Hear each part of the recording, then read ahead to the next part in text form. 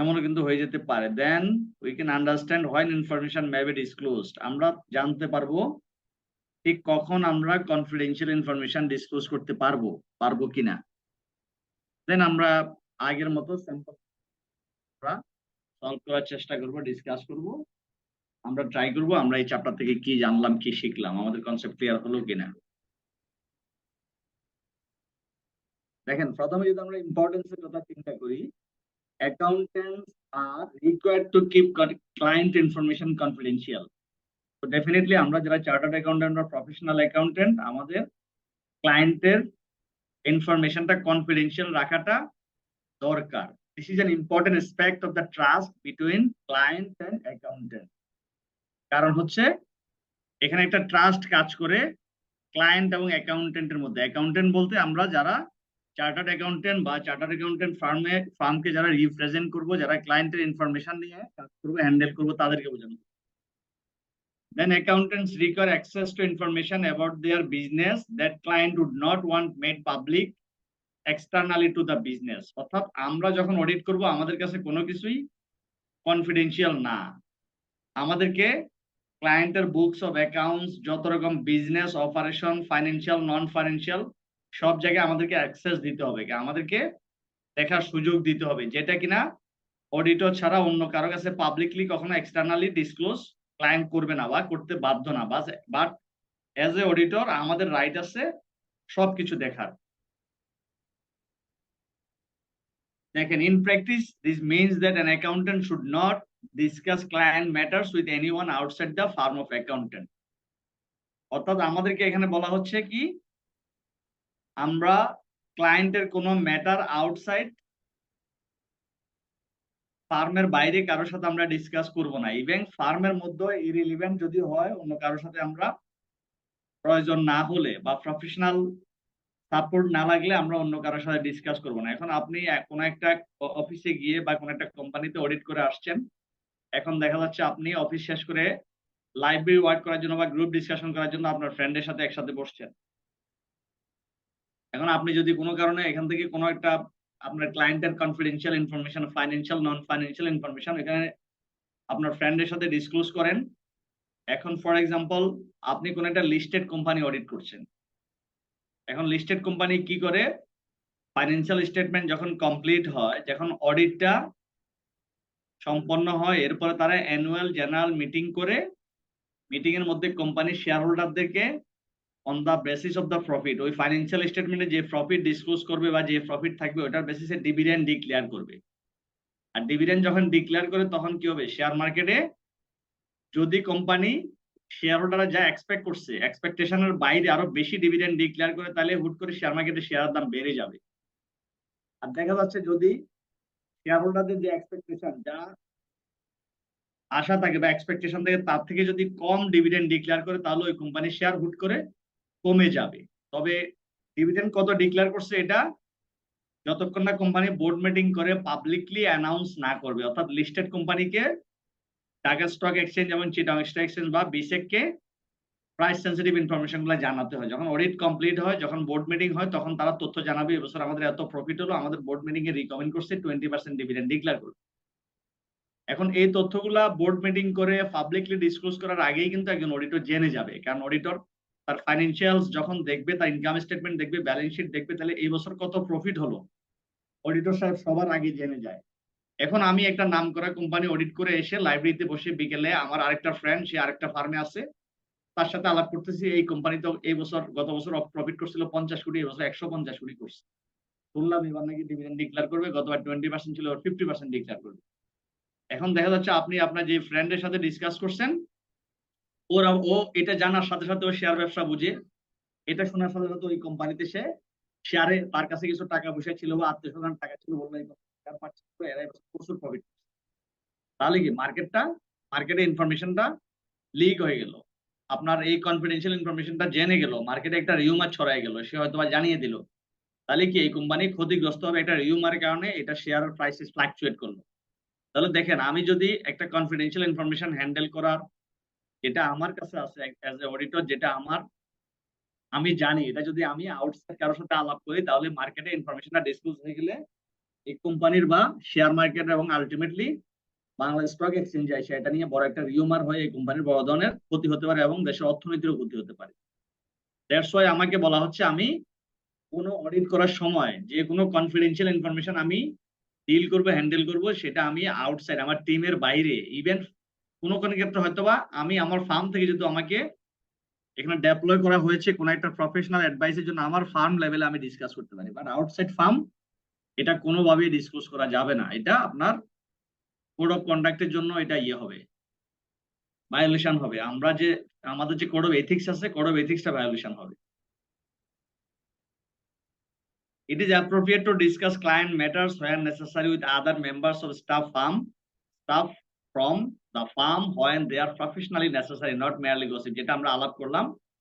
আমি যে সিএ ফার্মে থাকবো, আমার ফার্মের মধ্যে যদি কোনো আমি যদি এটা নেসেসিটি দেখি আসলে জরুরি দরকার, সেক্ষেত্রে শুধুমাত্র আমি আমার ফার্মের স্টাফদের সাথে অন্য কারোর সাথে এটা ডিসকাস করতে পারি, শুধু গসিপ করার জন্য না। আমি গসিপ করার জন্য, গল্প করার জন্য বললাম এই কোম্পানিতে এই অবস্থা, ওইটা করা যাবে না। শুধুমাত্র প্রফেশনাল কোনো নেসেসিটি বা নেসেসারি যদি থাকে, সেক্ষেত্রেই শুধু ডিসকাস করা যাবে ফার্ম লেভেলে ক্লায়েন্টের ইনফরমেশন নিয়ে। This is because the greatest risk of breach of confidentiality is likely to be accidental disclosure rather than deliberate disclosure. Deliberate disclosure কি? মানে ডেলিবারেটলি প্ল্যান ওয়েতে আপনি পরিকল্পিতভাবে একটা ক্লায়েন্টের তথ্য বাইরে ডিসক্লোজ করে দিলেন, বাইরে জানিয়ে দিলেন। একটা হলো অ্যাক্সিডেন্টাল ডিসক্লোজার, আপনি ইন্টেনশনালি বা প্ল্যান ওয়েতে বা ডেলিবারেটলি পরিকল্পিতভাবে আপনি ডিসক্লোজ করেন নাই, তথ্যটা কাউকে জানান নাই, কিন্তু অ্যাক্সিডেন্টাল ডিসক্লোজ হয়ে গেছে, ওই ধরনের একটা রিস্ক থাকে। আমরা যেটা মনে করি, it is unlikely that an accountant or a farm would make a deliberate disclosure of client information. এটা আমরা হয়তো আমরা মনে করি না যে আমাদের কোনো অ্যাকাউন্টেন্ট বা কোনো স্টুডেন্ট বা ট্রেনি যারা আছে তারা সাধারণত এই ধরনের ডেলিভারেট ডিসক্লোজার, যেটা বললাম পরিকল্পিতভাবে তথ্য এইভাবে বাইরে জানাবে না, without having taken legal advice and making very sure that it is appropriate to do so.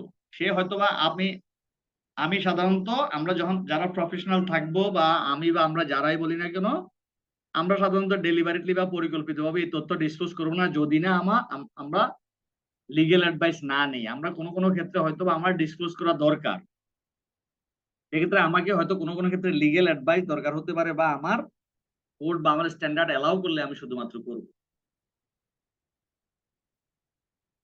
তাহলে আমরা ইম্পর্টেন্সটা বুঝলাম, আসলে কনফিডেন্সিয়াল ইনফরমেশন আমাদের কাছে ক্লায়েন্ট ইনফরমেশন কতটুকু কনফিডেন্সিয়াল, আমাদের কখন করা, আমাদের কেন ইনফরমেশন ডিসক্লোজ করা উচিত না। এখন সেফগার্ড কি হতে পারে?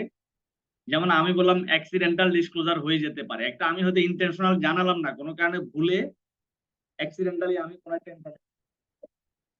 লিক হয়ে গেল বা বাইরে জেনে গেল, এক্ষেত্রে আমাকে কিছু সেফগার্ডের কথা বলা হচ্ছে, যে সেফগার্ড গুলো যদি আমি নেই তাহলে আমার অ্যাক্সিডেন্টাল ডিসক্লোজার থেকে আমি বাঁচতে পারবো। তাহলে অ্যাক্সিডেন্টালিও ভুল করেও তথ্য পাচার হবে না বা আমার থেকে আউটসাইডে ডিসক্লোজ হবে না।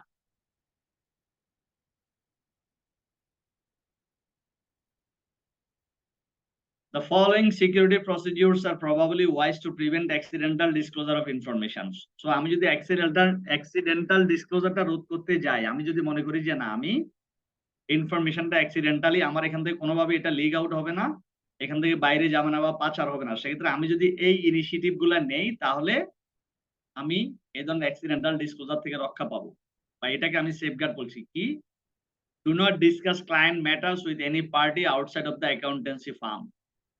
আপনাকে বলা হচ্ছে ক্লায়েন্টের ম্যাটার নিয়ে আপনি আউটসাইড ফার্মে, আমি আমার বন্ধু বান্ধব ফ্রেন্ড সার্কেল যারাই থাকবে, অন্যান্য ফার্মের অডিটররা, আমরা গ্রুপ ডিসকাশন করবো, পড়াশোনা করবো, আড্ডা দেবো, সবকিছুই করবো, কিন্তু আমরা অনেক বেশি প্রফেশনাল থাকবো। আমি কোন ক্লায়েন্টে কি কাজ করছি এখানকার তথ্য কোনোভাবে বন্ধু বান্ধব বা কারোর সাথে শেয়ার করব না।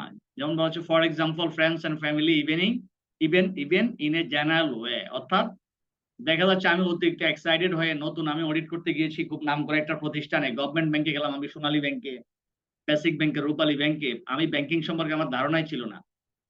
ভিতরে যাওয়ার পর আমি দেখি আসলে একটা ব্যাংকের বলটে কিভাবে শত শত কোটি টাকা থাকে, কিভাবে হাজার হাজার কোটি টাকার লেনদেন হয়, কিভাবে লোন ডিসবার্স করে, কিভাবে ফাইন্যান্স নেয়, অনেক কনফিডেন্সিয়াল ইনফরমেশন আমি জানতে পারি। আমি হয়তো প্রসেস নিয়ে টুকটাক আলাপ করবো, কিন্তু যে ইনফরমেশন আমি ডিসক্লোজ করলে ক্ষতি হবে ওটা করা যাবে না, এবং আমি অতিরিক্ত এক্সাইটেড হয়ে আমার ফ্যামিলিতে এটা ডিসকাস করতে পারবো না।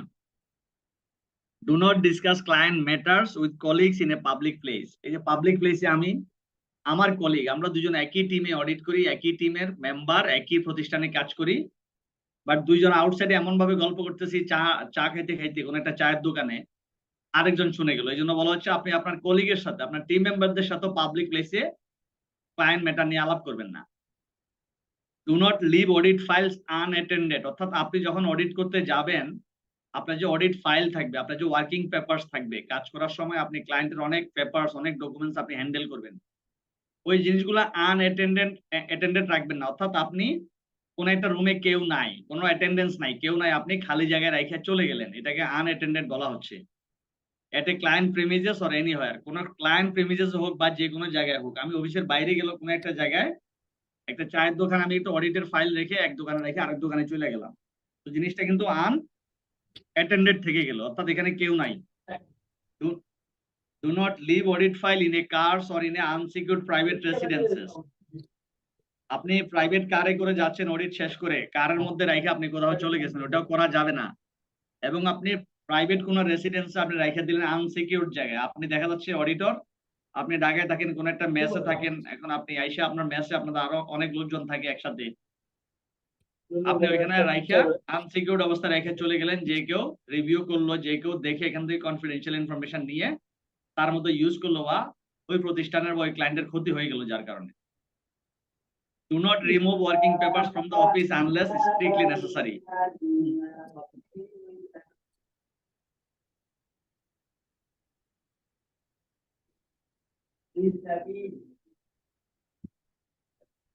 তাজুল ইসলামকে ইয়ে করতে হবে, মিউট করতে হবে।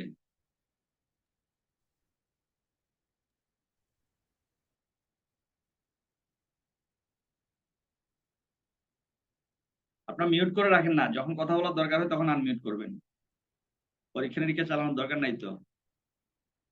দেখেন, do not remove working papers from the office unless strictly necessary.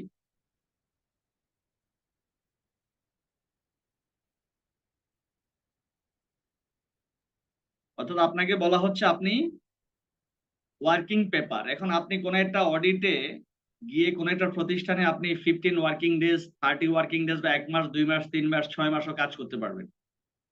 তো আপনি যখন কোন একটা প্রতিষ্ঠানে অডিট করতে যাবেন, আপনাকে কিন্তু সিকিউরড একটা ভালো একটা জায়গা দিবে, আলাদা একটা রুম দিবে, হ্যাঁ, কোন একটা মিটিং রুম আপনাকে কাজ করতে দিবে, ওটা কিন্তু মোটামুটি ভালো সিকিউর থাকে, এবং ওইটা এনশিওর করে ক্লায়েন্ট আপনাকে সমস্ত কনফিডেন্সিয়াল ইনফরমেশন দেখতে দেয়।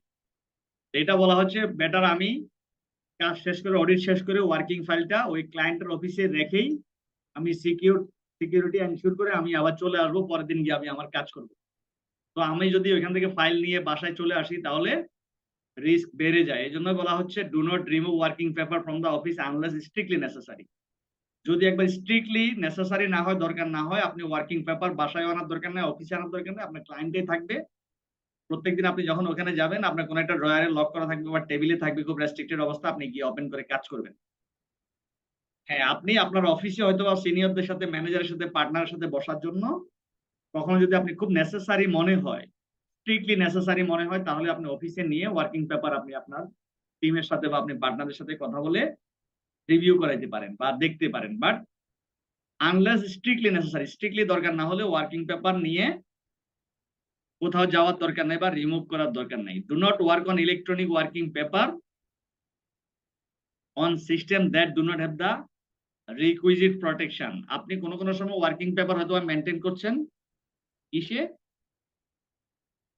ইলেকট্রনিক মোডে, অর্থাৎ আপনি ম্যানুয়াল কাগজপত্র মেনটেন করছেন না, আপনি সবকিছু এক্সেলে করছেন, আপনার ওয়ার্কিং পেপার সবকিছু ল্যাপটপে বা ডেস্কটপে যেভাবে হোক আপনি আপনার পিসি দিয়ে করছেন, যেটার কিনা হার্ড কপি নাই, সফট ফর্মে করছেন, কিন্তু ওইটা আপনি যথাযথ সিকিউরিটি এনশিওর যদি না করেন তাহলে আপনাকে ওইভাবে করতে না করছে। এখন আপনি 30 ডে কাজ করলেন, হুট করে আপনি পরের দিন ল্যাপটপ ওপেন করে দেখলেন কোনো কিছুই নাই, তাহলে কি হলো? আপনি যে 30 দিন কাজ করছেন আপনার সব একদিনে শেষ, পরের দিন আপনাকে রিপোর্ট দিতে হবে, আপনি কি করবেন? এই জন্য বলা হচ্ছে do not work on electronic working papers on systems that do not have the requisite protection, যদি যথাযথ প্রটেকশন এনশিওর করতে পারেন, আপনি জানেন যে আপনি ইলেকট্রনিক মোডে কাজ করলে বা ইলেকট্রনিক্যালি কাজ করলে আপনি এটা 100% সিকিউর, কোন রকম রিস্ক নাই, সেক্ষেত্রে আপনি শুধুমাত্র করতে পারবেন বা করবেন, আদারওয়াইজ করা ঠিক হবে না। করলেও আপনাকে ওইভাবে ব্যাকআপ নিয়ে ওইভাবে প্রটেকশন নিয়ে কাজ করতে হবে। তাহলে আমরা মোটামুটি জানলাম যে সেফগার্ড গুলো কি হতে পারে, কি কি সেফগার্ড নিলে আমাদের অ্যাক্সিডেন্টাল ডিসক্লোজার থেকে আমরা রক্ষা পেতে পারি বা অ্যাক্সিডেন্টাল ডিসক্লোজার হওয়ার চান্স অনেক কমে যায়। সবাই কি ক্লিয়ার? কোনো কোয়েশ্চেন আছে? না স্যার। হ্যাঁ বলেন, আছে নাকি নাই বললেন? নাই স্যার। নাই, ওকে গুড। তাহলে ক্লিয়ার তো নাকি? মানে বুঝে কোশ্চেন নাই নাকি বুঝেন নাই, এমন কেউ আছেন বুঝেন নাই?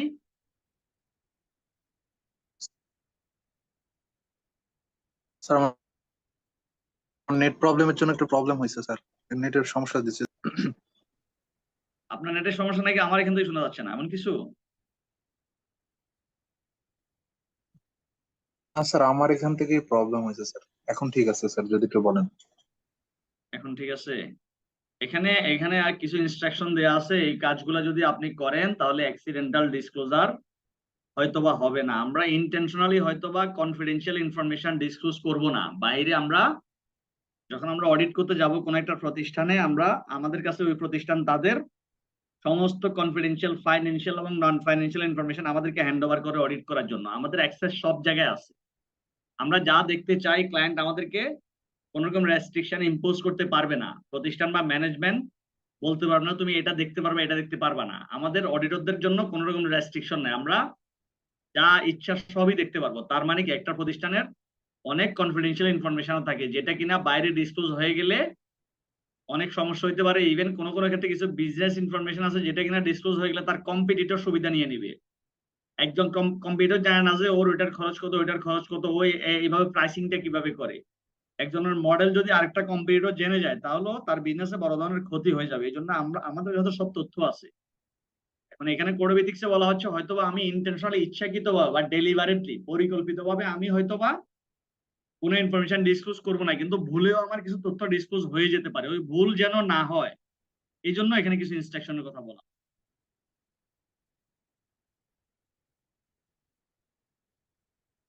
স্যার ভুল হয়ে যাবার পরে তো আর কোনো ব্যবস্থা নেওয়ার সুযোগ নাই, তাই না স্যার? ভুল যখন হয়ে যাবে তখন আর ব্যবস্থা কিভাবে নেবেন? তবে এটা যদি বোঝা যায় যে এখন আপনি যদি একটা অ্যাক্সিডেন্ট ইন্টেনশনালি একটা অ্যাক্সিডেন্ট করেন তাহলে এটার পানিশমেন্ট একরকম হয়, আর যদি আপনি কিছু অ্যাক্সিডেন্ট তো দেখে বোঝা যায় যে এটা কেউ ইচ্ছা করে করে নাই, তাই না? তখন কিন্তু ওইটার রায় বা পানিশমেন্ট একরকম হয়। স্যার আপনি একজনের সাথে ধাক্কা, আপনি রাস্তায় বের হয়ে একজনের সাথে ধাক্কা লেগে অ্যাক্সিডেন্ট করছেন, সেও জানে না আপনিও জানেন না, তাহলে তো তাকে আপনি দায়ী করতে পারবেন না। আবার দেখা যাচ্ছে সে ইচ্ছা করে ধাক্কা মেরে আপনাকে রাস্তা থেকে বাইরে ফেলাই দিছে, তাহলে তার বিচার কি হবে? এইখানেও আপনি যদি অ্যাক্সিডেন্টাল ডিসক্লোজার হয় এটা তো বোঝাই যাবে যে আপনি কি ইন্টেনশনালি করছেন নাকি আনইনটেনশনালি করছেন। আপনি কি ইচ্ছা মতো করছেন নাকি আপনি অনিচ্ছায় করছেন, এটা তো ওই তখন সিনারিও দেখলে বোঝা যাবে, ঘটনা দেখলে বোঝা যাবে। যে ঘটনা যখন ইনভেস্টিগেট হবে তখন বোঝা যাবে এটা ইন্টেনশনাল ছিল কিনা। ইন্টেনশনাল হলে আপনার পানিশমেন্ট হবে, যদি আনইনটেনশনাল হয় তাহলে আপনার পানিশমেন্ট ওই লেভেলে হবে না। ওইটা হয়তো আপনি তখন আপনার বিচার হবে এই জন্য তোমার আনইনটেনশনাল ঘটনাটা যে ঘটছো, তুমি যে এই যে এখন আপনি রাস্তা দিয়ে হাঁটতেছেন, আপনার সাথে ধাক্কা লেগে একজন পড়ে গেছে, আপনি জানেন না। এখন আপনার বিচার একটা হচ্ছে আপনি তাকে ধাক্কা দিয়ে ফেলে দেন, তাহলে আপনার বিচার হবে একরকম। তাহলে কি আপনাকে অ্যাটেম্প টু মার্ডার, ওই লোক মরে গেছে, মার্ডারের জন্য আপনাকে আসামি করবে। আর যদি ওই লোক এমনি মরে গেছে কিন্তু আপনি দেখেন নাই, সেও দেখে নাই, তাহলে আপনার বিচার হবে এই জন্য তুমি যে রাস্তা দিয়ে হাঁটছো রাস্তা দিকে হাঁটো নাই কেন। একটা হচ্ছে ধাক্কা মেরে ফেলাই দিলে দেখা যাচ্ছে আপনার যাবজ্জীবন হবে। আর যদি আপনি ইচ্ছা করে তাকে ধাক্কা দিয়ে না ফেলেন, আপনার সাথে ধাক্কা লাগিয়ে পড়ে যায়, তাহলে আপনার বিচার হবে তুমি মিয়া রাস্তা না দিকে হাঁটছো কি জন্য। তো রাস্তা না দিকে হাঁটার জন্য হয়তো আপনার জরিমানা হবে 5 বছর জেল। আর যদি ইচ্ছা করে ফেলাই দেন তাকে তাহলে তো হবে আপনার যাবজ্জীবন বা ফাঁসি। সুতরাং বিচারটা এই টাইপের আর কি। হ্যাঁ বলেন। স্যার হ্যাঁ একটা বলেন। কোশ্চেন ছিল স্যার, আমাদের তো অডিটর যে তো স্যার স্বাধীনতা থাকে ফাইনান্সিয়াল নন ফাইনান্সিয়াল মানে কি স্যার ইয়ার ক্ষেত্রে মানে সবখানে ইনফরমেশন অ্যাক্সেস থাকে স্যার। আমরা কি অডিটররা কি স্যার কোনো কোম্পানি টেকনিক্যাল বিষয়গুলো কি স্যার দেখার সুযোগ থাকে বা সুযোগ থাকবে, আপনার তো ডিসিশন থাকতে পারে স্যার? অবশ্যই অবশ্যই টেকনিক্যাল জিনিসগুলো আপনার দেখতে হবে। আপনি যদি মনে করেন যে তার টেকনিক্যাল, সে প্রাইসিং, সেই প্রোডাক্টের প্রাইসিং কিভাবে করে, এটা খুব কনফিডেন্সিয়াল, সে বলবো আমি, তুমি অডিটর, তোমার কাছে আমি আমার প্রাইসিং মডেলটা আমি ইয়ে করবো না, বা আমার কিছু মেশিনারিজ আছে অনেক টেকনিক্যাল, এটা আমি তোমার সাথে শেয়ার করবো না। শেয়ার না করলে এগুলো তো প্রত্যেকটা জিনিসের ফাইন্যান্সিয়াল ইম্প্যাক্ট আছে। সে যদি প্রাইসিং পলিসিটা আপনার কাছে এনশিওর না করে, তাহলে সে যে প্রাইস চার্জ করছে, আলটিমেটলি যে ভ্যালুটা আসছে অ্যাকাউন্টসে, ওটা কারেক্ট ভ্যালু আসছে কিনা আপনি এনশিওর হবেন কিভাবে? আপনার ওটা প্রসেসটা জানার দরকার আছে না, পলিসি জানার দরকার আছে না। আবার তার একদম খুব টেকনিক্যাল কিছু মেশিনারিজ আছে, অনেক টেকনিক্যাল, এটা কিভাবে কি অপারেটর আপনার কাছে জানাবে না, ভ্যালু আছে অ্যাকাউন্টসে। আলটিমেটলি ওই মেশিনারিজটা আসলে কতটুকু টেকনিক্যাল, এটার ভ্যালু জাস্টিফাইড কিনা, ওটা চেক করার জন্য ওটা কতটুকু টেকনিক্যাল তাও আপনার জানার দরকার আছে। প্রত্যেকটা জিনিসের কোনো না কোনো যুক্তি থাকবে, আপনি কেন দেখবেন। সো ক্লায়েন্ট কোনোভাবে আপনাকে ডিপেন্ড করতে পারবে না যে তুমি এটা দেখতে পারবো না, ওইটা ক্লায়েন্ট কখনো এস্টাবলিশ করতে পারবে না। আপনার যদি স্ট্যান্ডার্ড জানা থাকে, আপনি যদি আমার কোড অফ এথিক্স জানেন বা অডিটিং স্ট্যান্ডার্ড জানেন, তাহলে কোনো অ্যাঙ্গেল থেকে ক্লায়েন্ট আপনাকে আটকাতে পারবে না যে আপনি এটা দেখতে পারবেন। তো আপনার কাছে যথেষ্ট যুক্তি থাকবে। আপনাকে যত টেকনিক্যালি হোক, সে শেয়ার করতে বাধ্য। আপনার কাছ থেকে কোনো কিছু সে হাইড করতে পারবে না। আপনি যদি কোনো কিছু দেখতে না পারেন, তখন আপনার লিমিটেশন স্কোপ অফ ওয়ার্ক হয়ে যাবে, আপনার ওয়ার্কের উপর সেই লিমিটেশন দিয়ে দিল ইন্টেনশনালি, তখন কিন্তু আপনি রিপোর্ট কোয়ালিফাই করতে পারবেন। জি স্যার। ঠিক আছে? জি স্যার। স্যার লিমিটেশন স্কোপের ক্ষেত্রে কি স্যার এই এঙ্গেজমেন্ট উইথড্র করা দেওয়ার সুযোগ আছে স্যার? হ্যাঁ, এঙ্গেজমেন্ট উইথড্র করতে পারেন।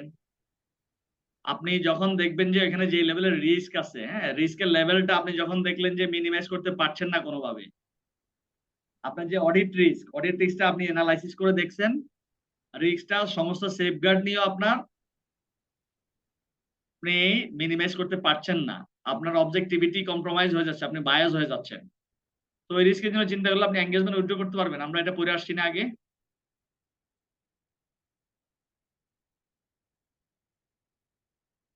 ঠিক আছে? জি জি স্যার। স্যার। ওকে। ওই যে অ্যাকাউন্টেন্ট যখন রিজাইন করবে, ফাইনালি আমরা ধাপটা পড়ে আসছি না, তখন ফাইনালি রিজাইন করবেন। আপনি সমস্ত কোড অফ এথিক্স আপনাকে যে প্রসেসের কথা বলছে, সব প্রসেস অ্যাপ্লাই করে আপনি রিস্কটা মিনিমাইজ করতে পারেন নাই, তাহলে ফাইনাল ধাপটা তো হচ্ছে আপনার রিজাইন দেওয়া। ফাইনাল ধাপ তো আপনার ক্লায়েন্টের সাথে মারামারি করা না, তাই না? আমরা কি অডিটে মারামারি করব? আমি সমস্ত প্রসেস স্টাডি করব, আমি ইন্টারনালি রিজলভ করার চেষ্টা করব যে কোনো কনফ্লিক্টিং সিচুয়েশনে। ফাইনালি আমি লিগ্যাল অ্যাডভাইস নেব, আমি আইসিবির সাথে যোগাযোগ করব, লিগ্যাল অ্যাডভাইস নেব। কোনো প্রসেসে কাজ হচ্ছে না, ফাইনাল সলিউশন হচ্ছে রিজাইন করা। অ্যাকাউন্টেন্ট যেমন ফাইনাল রিজাইন করবো, অডিটরও ফাইনালি অডিট থেকে টিম উইথড্র নিবে উইথড্র করে স্যার। নিয়ে চলে হ্যাঁ, উইথড্র করে নিয়ে চলে আসবে। ঠিক আছে? ফার্ম যদি আমার উপর চেপে দেয়, হ্যাঁ, ফার্ম যদি আমার উপর চেপে দেয়। ফার্ম জি। ফার্ম কেন দিবে? আপনি ফার্মে যোগাযোগ করবেন না? আপনার যে প্রসেস, আপনার যে আপনি যে এটা সলভ করার জন্য ট্রাই করছেন, যে প্রসেস গুলোর মধ্যে তো আপনার ফার্মের সাথে ডিসকাশনও আছে না, থাকবে না? আপনার ফার্ম তো জানে পুরো ইস্যুটা, আপনি তো ফার্মের কাছে কোনো কিছু হাইড করে টিম উঠে নিয়ে আসবেন। আর টিম তো আপনি উঠে নিয়ে আসবেন না, আপনি তো হচ্ছেন একজন টিম মেম্বার। তো আপনার ফার্মের ডিসিশনে, আপনার এঙ্গেজমেন্ট পার্টনার, আপনার রিভিউ পার্টনারদের ডিসিশনে তো আপনি আলটিমেটলি উঠে আসবেন, আপনি তো আপনার ডিসিশনে উঠে আসবেন। জি। স্যার হ্যাঁ, বলেন। স্যার আমরা তো স্যার রিভিউ করার সময় স্যার মনে করেন মাঝ পথে একটা সমস্যা হলে আমরা উইথড্র করলাম, এক্ষেত্রে তো স্যার ফার্মের একটা আর্থিক স্যার ক্ষতিও হয় স্যার। যে মনে করেন অনেকদিন ক্লায়েন্ট স্টাফরা একটা ফার্মে কাজ করছে, প্লাস ওনাদের যাতায়াত ভাড়া একটা কর্মঘন্টা, এই দুই হ্যাঁ, একটা মানে। এখন আপনি মনে করতেছেন তাহলে আপনি এথিক্যালি আপনি কি পয়সার জন্য, ওই কস্টিংয়ের জন্য আপনি কম্প্রোমাইজ করবেন? পয়সা দিলে না তাহলে স্যার, বিষয়টা হচ্ছে আপনি তো লাভ লোকসানের কথা চিন্তা করে আপনি কম্প্রোমাইজ করে চলে আসতেছেন। লস হবে। মানে ওই ওই ক্লায়েন্ট, ওই অডিট দিয়ে তো ওই ফার্ম চলছে না, তাই না? জি স্যার। ওই ফার্ম তো ওই একটা সিঙ্গেল ক্লায়েন্ট দিয়ে চলে না, তার তো শত না শত স্যার। ক্লায়েন্ট থাকবে, অনেক কাজ থাকবে। ওইখানে লস হলে কি হবে? তার প্রত্যেক অ্যাসাইনমেন্টে লস হইতে হবে, লাভ হইতে হবে, কথা আছে? না স্যার। এথিক্যাল গ্রাউন্ডে চিন্তা করলে আমরা অনেক খরচ করি কেন? একটা ফার্ম কোয়ালিটি কন্ট্রোল প্রসিডিউর কেন করতেছে? একটা ফার্মের ভিতরে ইনসাইট এত কোয়ালিটি ডেভেলপ করছে কেন? তাহলে তো সে শুধু অডিট করলেই পারে, এত কিছু করার দরকার কি? আমার এত খরচ করার দরকার কি? ওইভাবে চিন্তা করি, তাই না? জি স্যার। দেখেন, in addition to prevent unauthorised deliver disclosure of information, আপনাকে কি বলছে? Raise concern with most senior staff in the firm. যদি আপনি ওরকম unauthorised deliver disclosure of information যদি প্রিভেন্ট করতে চান, আপনার প্রিভেনশনের জন্য আপনাকে কি করতে হবে? Is concern with most senior staff in the firm, seek legal advice before making a disclosure of potentially confidential information. আপনি যদি কোনো কনফিডেন্সিয়াল ইনফরমেশন ডিসক্লোজ করতে চান, আপনাকে লিগ্যাল অ্যাডভাইস নিতে বলছে। এখন আসেন ডিসক্লোজার অফ কনফিডেন্সিয়াল ইনফরমেশন। এখন আমরা এতক্ষণ বলছি ডিসক্লোজ করা যাবে না, যাবে না, যাবে না, কিন্তু ডিসক্লোজ করাও যায় কনফিডেন্সিয়াল ইনফরমেশন। কোন গ্রাউন্ডে করা যায় আমরা এখন ওটা দেখব। Information acquired in the course of professional work should only be disclose where, কখন ডিসক্লোজ করা যাবে? Consent has been obtain from the client, employer or other proper source. অর্থাৎ আপনার যে ক্লায়েন্ট, আপনার যে অডিটি, আপনি তো অডিটর, আপনি যদি তার কনসেন্ট নেন যে এই ইনফরমেশনটা আমি ডিসক্লোজ করব, তার থেকে তার সম্মতি নিতে হবে। সে যদি মনে করে যে ইনফরমেশনটা ডিসক্লোজ হলেও তার বিজনেসে কোনো সমস্যা হবে না, সে কনসেন্ট দিতেও পারে। তো নাম্বার ওয়ান হচ্ছে আপনাকে you have to obtain the consent from your client or auditee. Number two হচ্ছে there is a public duty to disclose. As a auditor আমরা তো জনস্বার্থের বাইরে যাইতে পারবো না, দেশের স্বার্থের বাইরে যেতে পারবো না, পারবো না। সেক্ষেত্রে পাবলিক ডিউটি আছে, পাবলিক জনস্বার্থে কোনো তথ্য আমাদেরকে ডিসক্লোজ করতে হবে, ওটা ক্লায়েন্টের ইভেন কনসেন্টও নিতে হবে না। এখন আমি যদি দেখি যে ক্লায়েন্ট জনস্বার্থ বিরোধী, দেশ বিরোধী কোনো অ্যাক্টিভিটিতে ইনভলভ, তাহলে আমি যদি চুপচাপ কনফিডেন্সিয়ালিটি গ্রাউন্ডে তথ্য ডিসক্লোজ না করি, তাহলে উল্টা আমি দায়ী হয়ে যাব এই দেশের নাগরিক হিসাবে। There is a legal or professional right or duty to disclose. কোনো ক্ষেত্রে আইনই আপনাকে ওই পাওয়ারটা দিছে, আপনার প্রফেশনালি আপনার রাইট আছে, ডিউটি আছে ডিসক্লোজ করার জন্য, তখন আপনি করতে পারবেন। তাহলে তিনটা গ্রাউন্ডে আমরা করতে পারবো। Number one, if we are able to obtain consent from our client. Number two, if there is a public duty to disclose. Number three, there is a legal or professional right or duty to disclose. Client আমাকে, হ্যাঁ sir there is a public duty to disclose. Sir এটার একটা যদি উদাহরণ দিতেন sir, বিষয়টা একটু বুঝতে স্যার আমাদের একটা উদাহরণে আমরা নিচে আসতেছি, আপনি থাকেন কন্টিনিউ দেখেন। The code of ethics identifies three circumstances where professional accountant is or may be required to disclose confidential information. এই যে নিচে তিনটা এক্সাম্পল দেয়া আছে, এই তিনটা এক্সাম্পল দিয়ে আপনার কভার করে ফেলবে। যেমন where disclosure is permitted by law and is authorized by the client or the employer.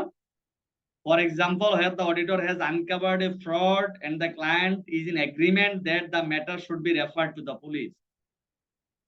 আপনি ক্লায়েন্টে কাজ করতে গিয়ে দেখলেন যে এখানে একটা ফ্রড আপনি আইডেন্টিফাই করছেন, এবং অথবা কোন রকম টেরোরিস্ট অ্যাক্টিভিটিস এর সাথে এখানে ইনভলভমেন্ট আছে, এই জিনিসটা ক্লায়েন্ট তো আপনার সাথে ডিসএগ্রি করার কোনো সুযোগ নাই। So you can refer this to police station. আপনি পুলিশে ইনফর্ম করতে পারেন যে এখানে টেরোরিস্ট অ্যাক্টিভিটি আছে, এটা আপনার দায়িত্ব।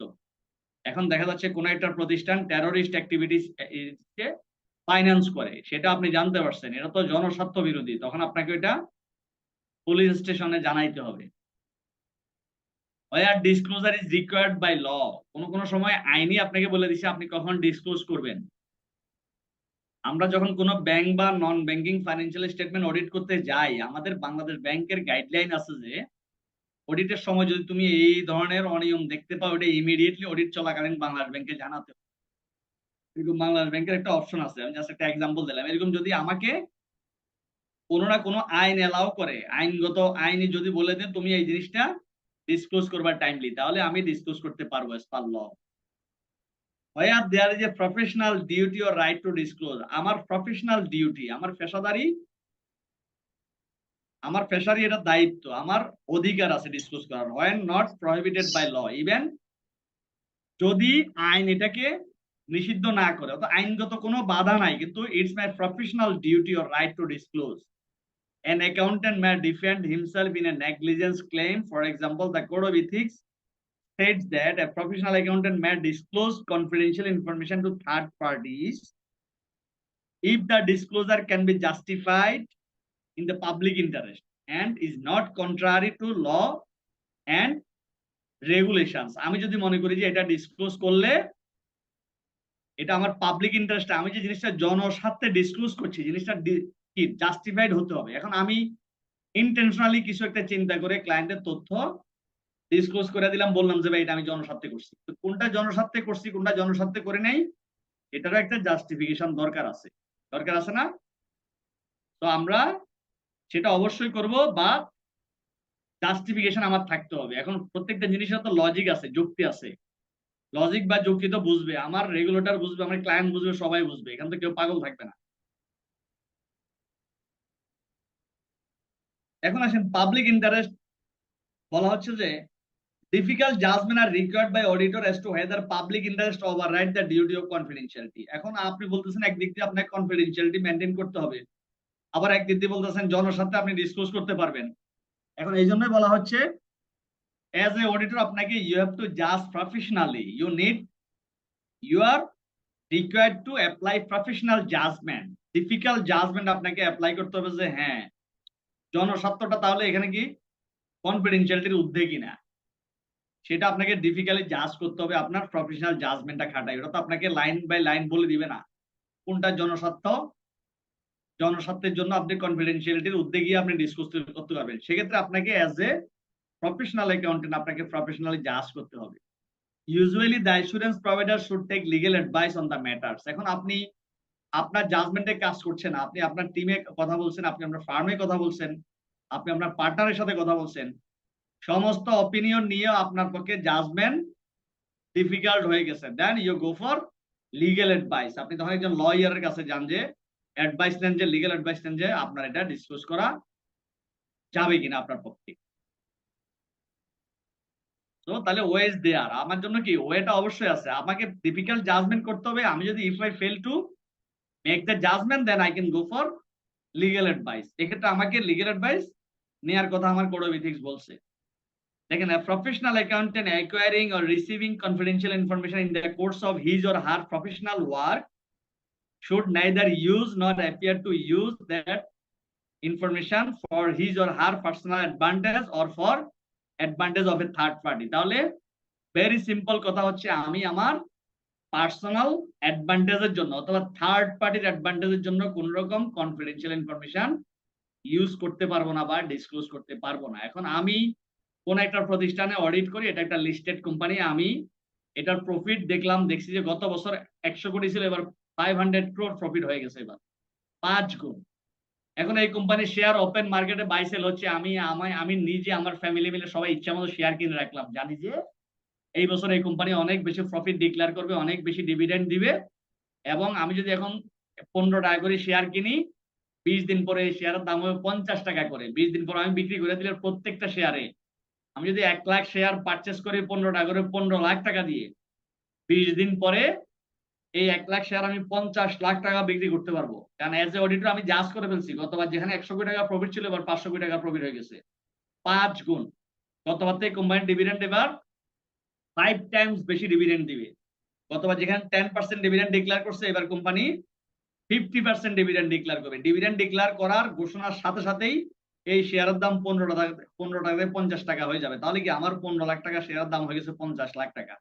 তাহলে আমি এই পার্সোনাল ইনফরমেশন নিয়ে এই তথ্যটা ইউজ করে মাঝখানে আনডিউ বেনিফিট নিলাম, যেটা আমার এথিক্স সাপোর্ট করে না, কোড অফ এথিক্স সাপোর্ট করে না যে আমি পার্সোনাল কাজে ইউজ করে 15 লাখ টাকা শেয়ার কিনে মাঝখানে 35 লাখ টাকা প্রফিট করে ফেললাম, এটা আমার জন্য এথিক্যাল না।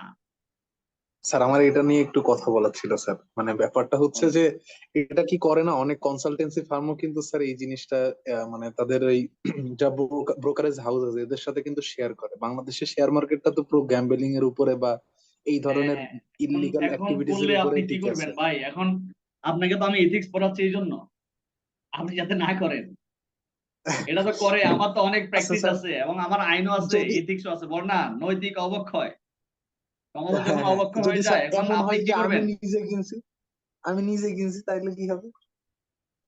আপনি নিজে কিনছেন, তাহলে কি আমার আপনি আপনি তো নৈতিকতা বিবর্জিত, কি বলবো আমি, কোন ভাষায় বলবো, আপনি অনৈতিক কাজ করছেন। এখন আপনি প্রফেশনাল অ্যাকাউন্টেন্ট হিসেবে অনৈতিক কাজ করবেন কি করবেন এটা আপনাকে ডিসাইড করতে হবে। আপনি কিনছেন, যদি ধরা পড়েন আপনার পানিশমেন্ট হবে, ধরা না পড়লে তো আপনার পানিশমেন্ট হবে না। তাহলে আপনি যেহেতু একজন প্রফেশনাল অ্যাকাউন্টেন্ট, আপনি তো integrity, objectivity, professional confidence and due care, confidentiality আপনি পড়ে আসছেন না? তাহলে ইটস জি ইউর স্যার। কি ethical duty, it's your ethical responsibility not to involve in such transaction. এটা আপনার এথিক্যাল জি ডিউটি যে স্যার। আপনি এটাতে ইনভলভ হবেন না। এখন যদি আপনি বলেন যে আমি এথিক্স আমি ইয়ে করবো না, আমি পাত্তা দেবো না, এথিক্স আমার কনসিডার করার দরকার নেই, আমার দরকার ব্যবসা, তাহলে আপনি তো করবেন। স্যার শেয়ার মার্কেট নিয়ে পড়তে যে স্যার এই বিষয়টা অ্যাকচুয়ালি আমাদের চোখে আসছিল যে গ্যাম্বলিং বা এই জিনিসটা, কিন্তু এই আজকে আর হ্যাঁ একটু বেশি ভালোভাবে ক্লোজ হয়ে গেল যে ব্যাপারটা হচ্ছে যে এই অনেক সিএরা এটা যে কেন রিয়েলি করে এখন এটা আসলে বুঝলাম স্যার। হ্যাঁ ওকে স্যার, আমরা থ্যাংক ইউ। কারণ আমাদের প্রফেশনাল লোকজনের কাছে তো কনফিডেন্সিয়াল ইনফরমেশন থাকে। আরো মজার ব্যাপার জি হচ্ছে স্যার। ধরেন জি যারা জি বলেন প্রফেশনাল স্যার। অ্যাকাউন্টেন্ট, যারা প্রফেশনাল হ্যাঁ হ্যাঁ। অ্যাকাউন্টেন্ট তারা একটা ফাইন্যান্সিয়াল স্টেটমেন্ট যেভাবে অ্যানালাইসিস করতে পারবে, নন প্রফেশনালরা পারবে না। হুম। আপনি দেখেন, আপনি নর্মাল বিবিএম করে আসলে একটা ফাইন্যান্সিয়াল স্টেটমেন্ট এত সুন্দর করে অ্যানালাইসিস করতে পারবেন না। আপনি এখানে যখন অডিট করবেন, আপনি অ্যানালাইটিক্যাল প্রসিডিউর অ্যাপ্লাই করেন, আপনি কত রকম আপনি রেশিও অ্যানালাইসিস করে আসছেন জাস্ট টু পাস এক্সাম, আর এখানে রেশিও অ্যানালাইসিস করবেন প্র্যাকটিক্যাল পার্সপেক্টিভ চিন্তা করে। তখন আপনার হুম হুম। এখানে আপনার নলেজের ডেপথ মানে কি বলবো অনেক বাড়বে, আপনার অ্যানালাইটিক্যাল ক্যাপাবিলিটি অনেক বাড়বে। আপনি একটা ফাইন্যান্সিয়াল স্টেটমেন্ট দেখে অ্যানালাইসিস করে আপনি অনেক কিছু করতে পারবেন। ওখানে শেয়ার বাজারে অনেক রকম কারসাজিতে আপনি চাইলে নিজেকে ইনভলভ করতে পারেন, বাট এই জন্য তো আমার code of ethics. But sir এখন আমি তো আরেকটা বলতে জিনিস পারবো না জানার যে ছিল স্যার। হ্যাঁ বলেন। 20 বছর মানে 20 ইয়ার যে ট্যাক্সে কাজ করছে আর একজন যে এসিএ মানে নতুন সিএ করে বেরোচ্ছে, দুজনের নাকি সেম এক্সপিরিয়েন্স হিসেবে ধরা হয়, এই জিনিসটা কি সত্যি স্যার? কোথায় ধরবে এখন? যে আপনি আপনি আজকে সিএ তে অ্যাডমিশন নিলেন, আপনি সিএ পাস করলেন না, হ্যাঁ, জি স্যার। আপনি আজকে থেকে ট্যাক্সে প্র্যাকটিস স্টার্ট করে দিছেন। হ্যাঁ। স্টার্ট করে এখন আপনার কাজ হচ্ছে, আপনার অনেক ক্লায়েন্ট আছে, আপনি 100টা ট্যাক্সের ফাইল দেখেন, আপনার এলাকার 100 জন ব্যবসায়ী আপনাকে আপনার ট্যাক্সের ফাইল হ্যান্ডেল করতে দিবে, তাই না? হ্যাঁ। এখন আপনি ট্যাক্সের রিটার্নটা কিভাবে ফিল আপ করতে হয় এটা আপনি জানেন, এটা ভেরি সিম্পল। এটা আপনি অনলাইনে একটা কোর্স করলে, কোনো একটা জায়গায় কোনো একটা এই কোচিং একাডেমিতে গিয়ে একটা রিটার্ন ফিল আপ করলে আপনি শিখে যাবেন। 100টা ক্লায়েন্টের রিটার্ন আপনি আপনার মতো ফিল আপ করে ট্যাক্স অফিসে আপনি তার কনসালটেন্ট হিসেবে সাবমিট করলেন। ট্যাক্স অফিস কোনো কারণে দেখা যাচ্ছে এই ওইসব ফাইল ধরেন মানে কোনো কারণে ইনভেস্টিগেশনে পড়ছে, অডিটে পড়ছে, তো এখানে অনেক রকম ডিলিং এ অনেক কিছু হ্যান্ডেল হয়। এখন আপনি যদি আপনি ট্যাক্স কনসালটেন্ট, এখন আপনি আপনি আপনার ক্লায়েন্টকে বললেন যে ভাই তোমার এটা তো অডিটে পড়ছে ট্যাক্স অফিসে, তোমার ফাইলটা। এখন আপনি কনসালটেন্ট হিসেবে তো এই আপনি একটু ইয়ে করেন, মিউট করেন, কার আওয়াজ আসছে, কথা বলার সময় আনমিউট করেন। এখন আপনি 100টা ফাইল হ্যান্ডেল করেন, আপনি রেগুলার আপনার ক্লায়েন্টকে বলছেন যে শুনো আপনার কাছে তো ক্লায়েন্ট সব শেয়ার করছে, সে বেচারা একদম ইয়ে মানুষ, ভালো মানুষ, সে ট্যাক্সের লটা কিছু বোঝে না, তার প্রচুর ব্যবসা, সে ভয় আপনার কাছে সব বইলা দিছে, আপনি আপনার মতো রিটার্নটা ফিল আপ করে সাবমিট করছেন। ট্যাক্স অফিস তার ফাইলটা রিভিউতে পড়ে একটা চিঠি ইস্যু করছে, তুমি এইসব তথ্য প্রমাণ নিয়ে আসো।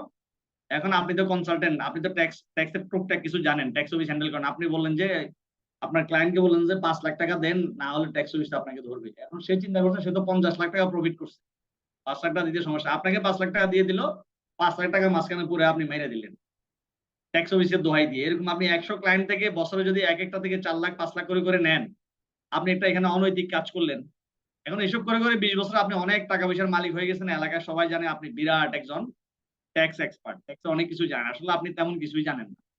আপনি হ্যান্ডেল করতে করতে ওই যে আপনার মানে প্র্যাকটিক্যাল অনেক কিছু জানা হয়ে গেছে, ট্যাক্স অফিসে কিভাবে যাইতে হয়, কিভাবে রিটার্ন সাবমিট করতে হয়, ট্যাক্স অফিস যখন কোনো একটা ফাইল অডিটে ফালায়, কোন একটা ফাইল যখন ইনভেস্টিগেট করে এটা কিভাবে জবাব দিতে হয়, ওই রাস্তাঘাট গুলো এখন বাংলাদেশে কিভাবে জবাব দিতে তো জানেন, এটা আমরা কারণ পাবলিক ফোরামে আলাপ করবো না, সো আপনি ওই ওয়ে গুলো জানেন।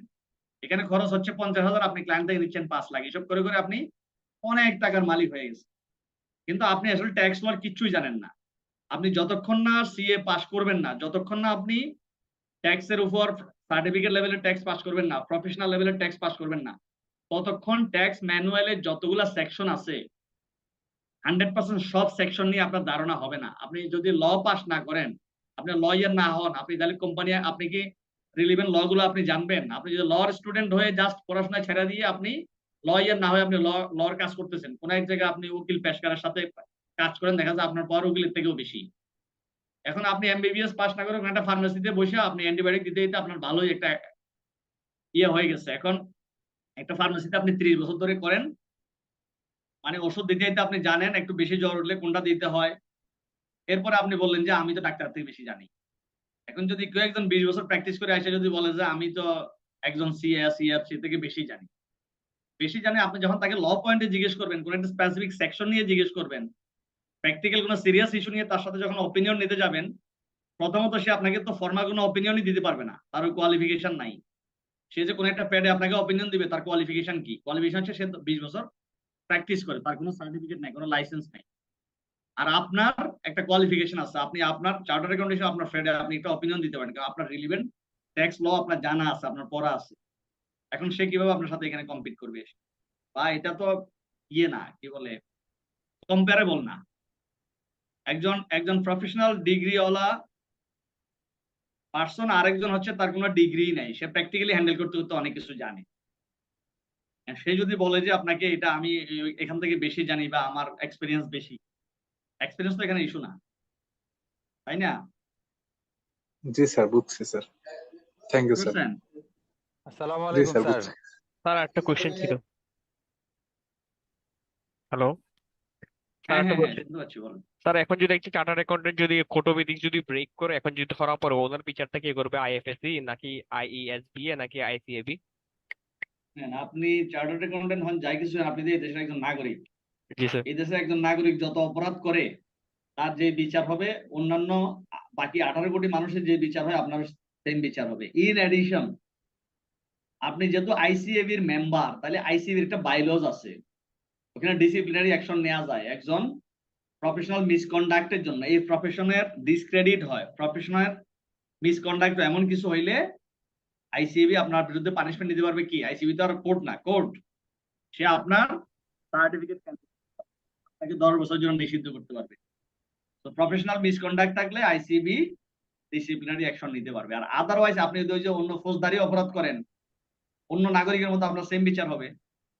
অন্য জি স্যার। নাগরিকের পাশাপাশি অতিরিক্ত বিচার আপনাকে আইসিবি করবে, কোড অফ এথিক্স আর বাইলজ। বুঝতে পারছেন? জি স্যার।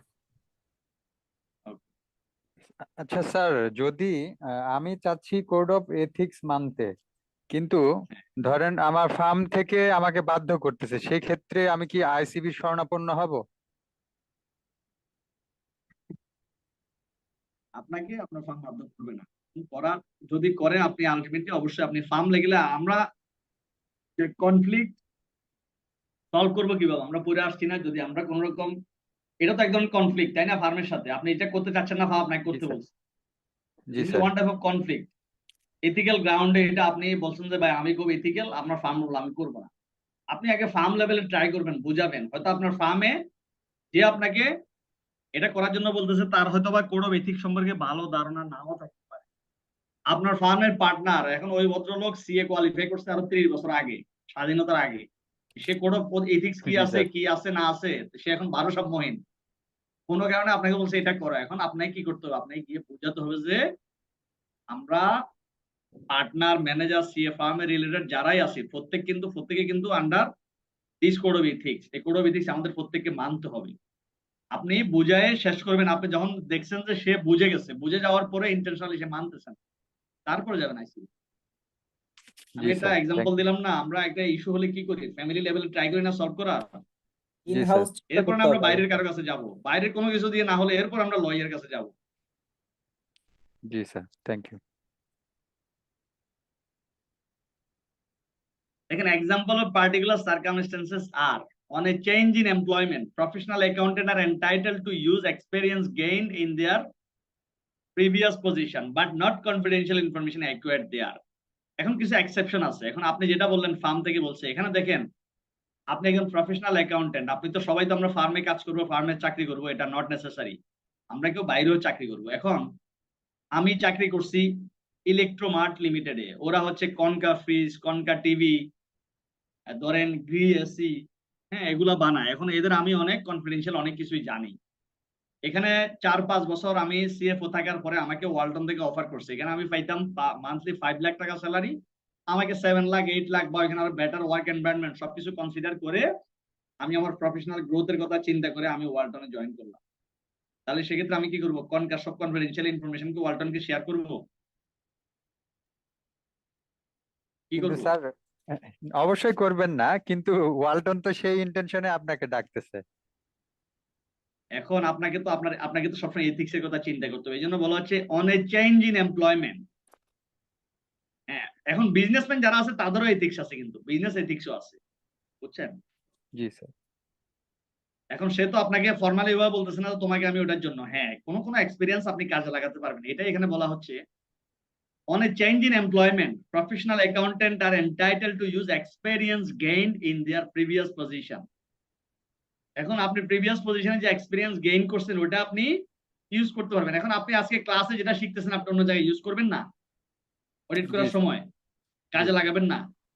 আপনি একটা জায়গায় চাকরি করলে ওইখানকার প্রসেস জানবেন, অ্যাকাউন্টিং জানবেন, নিজেকে আপনি আরো ঝালাই করে নেবেন, নিজেকে আরো আপনি আরো নিজের ধার আরো বাড়াবেন, আপনি অনেক কিছু জানবেন, শিখবেন, ওটা অন্য জায়গায় কাজে লাগাবেন, but not confidential information acquired দেয়া। বাট দেখা যাচ্ছে তাদের কিছু কনফিডেন্সিয়াল ইনফরমেশন আছে যেটা যদি বাইরে ডিসক্লোজ হয়ে যায়, ফাঁস হয়ে যায়, তাহলে তাদের ব্যবসাটাই বন্ধ হয়ে যাবে। তাহলে অতটুকু কনফিডেন্সিয়ালিটি আপনাকে মেনটেন করতে, বাট আপনি আপনার এক্সপিরিয়েন্স যা গ্যাদার করছেন ওটা নিয়ে ওদেরকে আপনি ডেভেলপ করেন, কিন্তু এদের ক্ষতি হয় মতো কোনো তথ্য আপনি ওদের কাছে পাচার করবেন না। এই জন্য কোনো কোনো জায়গায় যখন আমরা চাকরি করব, চাকরিতে জয়েন করব, আমাদেরকে ক্লায়েন্টের সাথে একটা এগ্রিমেন্ট সাইন করতে হয়, এনডিএ বলে, নন ডিসক্লোজার এগ্রিমেন্ট। আপনি যখন জয়েন করবেন তখন সাথে সাথে আপনাকে একটা এনডিএ সাইন করাই নিবে। ওখানে বলে দিবে তুমি এখানে চাকরি করো, চাকরি করে ছাইরা যাও, যাই করো না কেন, আলটিমেটলি আমাদের কোন কোন তথ্য তাদের জন্য কনফিডেন্সিয়াল, ক্রুশিয়াল, কোন কোন তথ্যগুলা কোনোভাবে ডিসক্লোজ করা যাবে না, ওই তথ্যগুলা মেনশন করে আপনার থেকে একটা এনডিএ সাইন করাই নিবে। আপনি যখন নতুন জায়গায় জয়েন করবেন তখনও আপনি যে কনফিডেন্সিয়াল তথ্য জানতে চাইলে, ভাই আমি তো একজন এথিক্যাল মানুষ, আমার কোড অফ এথিক্স আছে এবং আমি যেখানে চাকরি করছি ওখানে আমার এনডিএ সাইন করা আছে, নন ডিসক্লোজার এগ্রিমেন্ট সাইন করা আছে, সো আমি কোনো কিছু ডিসক্লোজ করতে পারবো। Then a professional accountant should not deal in the shares of a company, যেটা আমরা অলরেডি আলাপ করে ফেলছি, where it seems that information obtained in a professional capacity was being turned to personal advantage. আপনি ওইখানে কাজ করবেন, ওদের শেয়ার নিয়ে ডিল করবেন, নো, এটা কোড অফ এথিক্স না করছে। Where a professional accountant has confidential information from client 1 that affects an assurance report on client 2, he cannot provide an opinion on client 2 that he already knows. আপনি একই accountant দুইটা ক্লায়েন্টে কাজ করলেন, যেটা বললাম Electromart limited এবং ওয়ালটন লিমিটেড, দুইটাই আপনার ফার্মের ক্লায়েন্ট, দুই ক্লায়েন্টে আপনি কাজ করেন। একটার ইনফরমেশন আরেকটার অপিনিয়ন দেওয়ার ক্ষেত্রে প্রভাব বিস্তার করতেছে, সেক্ষেত্রে আপনাকে সেকেন্ডটাতে অপিনিয়ন দিতে না করছে, আপনি একটাতেই দেন, আপনি ওই টিম থেকে সরে যান, আদার টিম কাজ করবে, এক টিমের তথ্য আরেক টিম কোনোভাবে দেখবে না, এক টিমের ইনফরমেশন আরেক টিমের সাথে কোনোভাবে শেয়ার হবে না, দুই টিমের দুইজন পার্টনার হবে। যদি আপনি সেপারেটলি এগুলো মেনটেন করতে না পারেন সেই ক্ষেত্রে আপনি ক্লায়েন্ট, যে কোনো একটা ক্লায়েন্ট ছেড়ে দিন, একটা ক্লায়েন্ট, আপনি সমস্ত সেফগার্ড নেবেন, আপনি এখান থেকে টিম রিমুভ করবেন, এভরিথিং সেপারেট করবেন, কিন্তু আপনি যদি দেখেন তো আপনি ইন্ডিপেন্ডেন্টলি জাজ করবেন। আপনার ফার্মে একটা কোয়ালিটি কন্ট্রোল ডিপার্টমেন্ট থাকবে যারা কিনা ইন্ডিপেন্ডেন্টলি অনেক কিছু দেখে, তারা যদি জাজ করে দেখে যে দুইটা কাজ করলে আমার এক টিমের ইনফরমেশন আরেক টিম জানা যেতে পারে, সেক্ষেত্রে যে কোনো একটা আপনাকে বাদ দিতে হবে, যে কোনো একটা থেকে আপনাকে অডিটর হিসাবে নিজেকে উইথড্র করে নিতে হবে। Under no circumstances, however, should there be any disclosure of financial information outside the firm. এটা বলা হচ্ছে আপনি কোনোভাবে আউটসাইডটা ফার্মে তো করতে পারবেনই না। এখন আসেন কনফ্লিক্ট অফ ইন্টারেস্ট, এটা নিয়েও আমরা আমাদের ডিসকাশন হয়ে গেছে। তারপরে এখানে কি বলা হচ্ছে দেখেন, the firms should have in place procedures to enable them to identify whether any conflict of interest exists and to take all responsible steps to determine whether any conflicts are likely to arise in relation to new assignment involving both client. তাহলে আমরা নতুন যখন কোনো client accept করবো, এখানেও কোনো conflicting issue আছে কিনা ওইটা জাজ করার জন্য প্রসিডিউর আমার ফার্ম লেভেলে থাকতে হবে, এবং এক্সিস্টিং ক্লায়েন্ট এমন কিছু রেজ হচ্ছে কিনা, অ্যারাইজ হচ্ছে কিনা, এমন কিছু ইস্যু আছে কিনা, আমার ইন হাউস প্রসিডিউর থাকতে হবে যাতে আমার ওইটা আইডেন্টিফাই করার মতো সক্ষমতা থাকে। কনফ্লিক্ট থাকলে এখন আমার দেখা যাচ্ছে ক্লায়েন্টের কনফ্লিক্ট অফ ইন্টারেস্ট আছে, কনফ্লিক্টিং এথিক্যাল অনেক ইস্যুস আছে, বাট সেটা আমি আইডেন্টিফাই করতে পারছি না। কেন পারছি না? আমার ফার্মে ওই লেভেলের আইডেন্টিফাই করার মধ্যে ক্যাপাবিলিটি নাই। দ্যাটস ওয়াই আপনাকে ওই ক্যাপাবিলিটি এনশিওর করতে হবে, ফার্মে ওই ধরনের কোয়ালিটি কন্ট্রোল প্রসিডিউর থাকতে হবে যারা কিনা রিভিউ করে দেখবে। এখন দেখা যাচ্ছে আমাদের ফার্মে বা অন্য অনেক ফার্মে কি করে, একটা ডিপার্টমেন্ট থাকে তারা কোনো অডিট করবে না।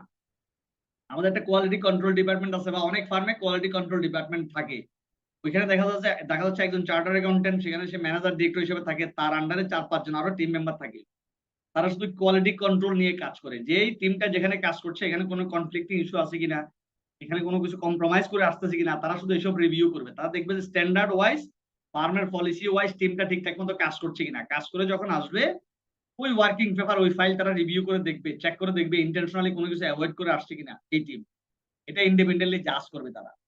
অডিট করার আপনি যখন ক্লায়েন্ট অডিট করছেন আপনার ওয়ার্কিং ফাইলটাও আপনার ফার্মের ভিতরে আরেকটা টিম অডিট করে দেখছে আপনি ঠিকঠাক মতো অডিট করছেন কিনা, অর্থাৎ আপনার অডিটটা অডিট করছে আরেকজন আপনার ফার্মেই। তো ওই প্রসেসটা ফার্মের মধ্যে ইনহাউস থাকতে হবে, যাতে আমার সবগুলা টিম ঠিকঠাক মতো ইন্ডিপেন্ডেন্টলি কাজ করে, কোনো রকম এথিক্যাল কোনো কিছু কম্প্রোমাইজ না করে। If there is no conflict of interest, firms may accept the assignment. So আমরা নতুন ক্লায়েন্ট যখন অ্যাকসেপ্ট করব, নতুন অডিট যখন নেব, তার আগে আমাদেরকে জাজ করে নিতে হবে whether there is any conflict of interest. আমি যদি দেখি যে there is no conflict of interest, then I can easily accept the assignment. তো আমি অ্যাকসেপ্টেন্স প্রসিডিউর গুলা দেখে আমি বুঝতে পারবো যে সেখানে কোনো কনফ্লিক্ট অফ ইন্টারেস্ট আছে কিনা। আপনি অ্যাকসেপ্টেন্স প্রসিডিউর একটা চ্যাপ্টার আছে, দেখবেন মামুন ভাই আপনাদেরকে পড়াবে, ওইখানে আপনারা একটা ক্লায়েন্ট কিভাবে অ্যাকসেপ্ট করা হয়, অ্যাকসেপ্টেন্সের প্রসিডিউরটা জানবেন। আমি জানি না অলরেডি ক্লাস হয়ে গেছে কিনা। হয় নাই স্যার। হ্যাঁ, তাহলে জানবেন, আর ডিটেইল জানবেন। If there is a conflict of interest, the safeguard must be applied to eliminate the threat or to reduce it to an acceptable level. যদি কোনো conflict of interest থাকে, আপনি এটা রিডিউস করে acceptable লেভেলে যদি আনতে পারেন, সেক্ষেত্রে আপনি এটা অ্যাকসেপ্ট করতে পারেন, আদারওয়াইজ আপনি ওই ক্লায়েন্টটা অ্যাকসেপ্ট করতে পারবেন না। There is nothing improper in a firm having two clients whose interests are in conflict. এটা কোনো অপরাধ না। আপনার দুইটা ক্লায়েন্ট আছে, যেটা বললাম ইলেকট্রোমার্ট লিমিটেড আছে, ওয়ালটন লিমিটেড আছে, দুইজনের একই বিজনেস, দুইটা ক্লায়েন্ট থাকে, আপনার কোনো অপরাধ না। দুইটা ক্লায়েন্ট থাকতেই পারে, provided that the activities of the firms are manage so as to avoid the work of the firm on behalf of one client adversely affecting that on behalf of sir শুনতে পাচ্ছি না।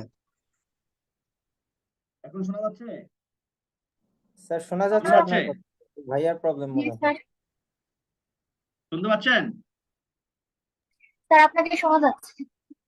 আচ্ছা, যাই হোক, তাহলে যে শুনতে পাচ্ছেন না, ওনার মনে হয় একটু ঝামেলা আছে, নেট কানেকশন। দেখেন এখন আমার যদি একই যেটা আবার এখানে বলা হচ্ছে, দেখেন আমরা তো প্র্যাকটিক্যালি এই ধরনের সিচুয়েশন আসলে অনেক বেশি ফেস করবো। আমরা এখানে যা পড়ছি সব কিন্তু প্র্যাকটিক্যাল ইস্যু, এমন না যে আমরা এখানে একবার একটু থিওরিটিক্যাল অনেক ডিসকাশন করছি।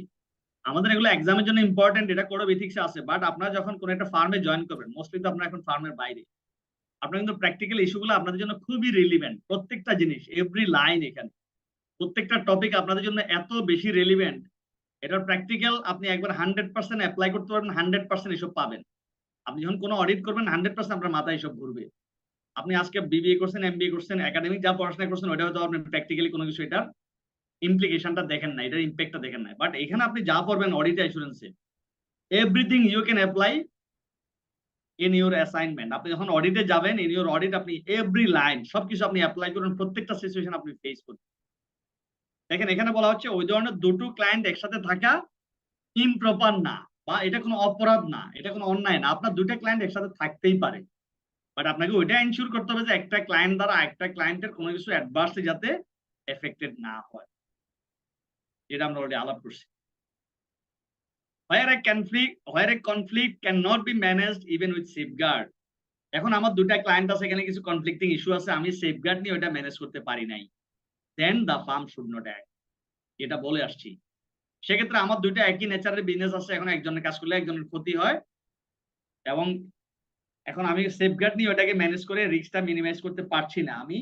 আমি এখানে যে কনফ্লিক্টিং ইস্যু দেখছি, এটা রিজলভ আমার হচ্ছে না ইভেন সেফগার্ড অ্যাপ্লাই করার পরেও, তাহলে আপনাকে বলছে you should not act for both the client. একটা ক্লায়েন্টের জন্য কাজ করবেন, একটা ক্লায়েন্ট করবেন। কনফ্লিক্ট অফ ইন্টারেস্ট আপনি মিনিমাইজ করার জন্য, রিজলভ করার জন্য, হোয়াট আর দ্য সেফগার্ডস? দেখেন, safeguard might include disclosure of circumstances of conflict. আপনি কনফ্লিক্টের যে সার্কামস্টেন্সেস, ওটার ডিসক্লোজার একটা issue. Obtaining the inform consent of the client to act. আপনি প্রথমে এই ইস্যুটা ডিসক্লোজ করবেন ক্লায়েন্টের কাছে, তোমার এখানে এই ধরনের একটা কনফ্লিক্টিং ইস্যু আছে। দুটা সেম ক্লায়েন্ট যদি করেন আপনি, তাহলে এক ক্লায়েন্টকে জানাইতে হবে যে ভাই তোমার মতো আরেকটা ক্লায়েন্ট আমি ওখানে করি, তাহলে তার কাছ থেকে আপনি বুঝবেন যে তার জন্য ক্ষতিকর কি আছে না আছে। এখন আপনি যদি ইলেকট্রোমার্টের কাজ করেন, ওয়ালটনের কাজ করেন, আপনি ওয়ালটনকে জানাতে হবে যে আপনার এটা আপনার ইথিক্যাল ডিউটি, যে তোমার আমি কিন্তু ইলেকট্রোমার্টের কাজও করছি। তখন ওয়ালটন বলে দিবে ভাই এই জিনিসগুলো আমাদের জন্য খুব সেনসিটিভ, এগুলো জন্য আপনাকে বলছে disclosure of the circumstances of the conflict. যে কনফ্লিক্টিং ইস্যুগুলো আপনি আশা করছেন বা কনফ্লিক্ট থাকতে পারে সন্দেহ করছেন, ওই জিনিসগুলো আপনি ডিসক্লোজ করবেন। Then obtaining the inform consent of the client to act.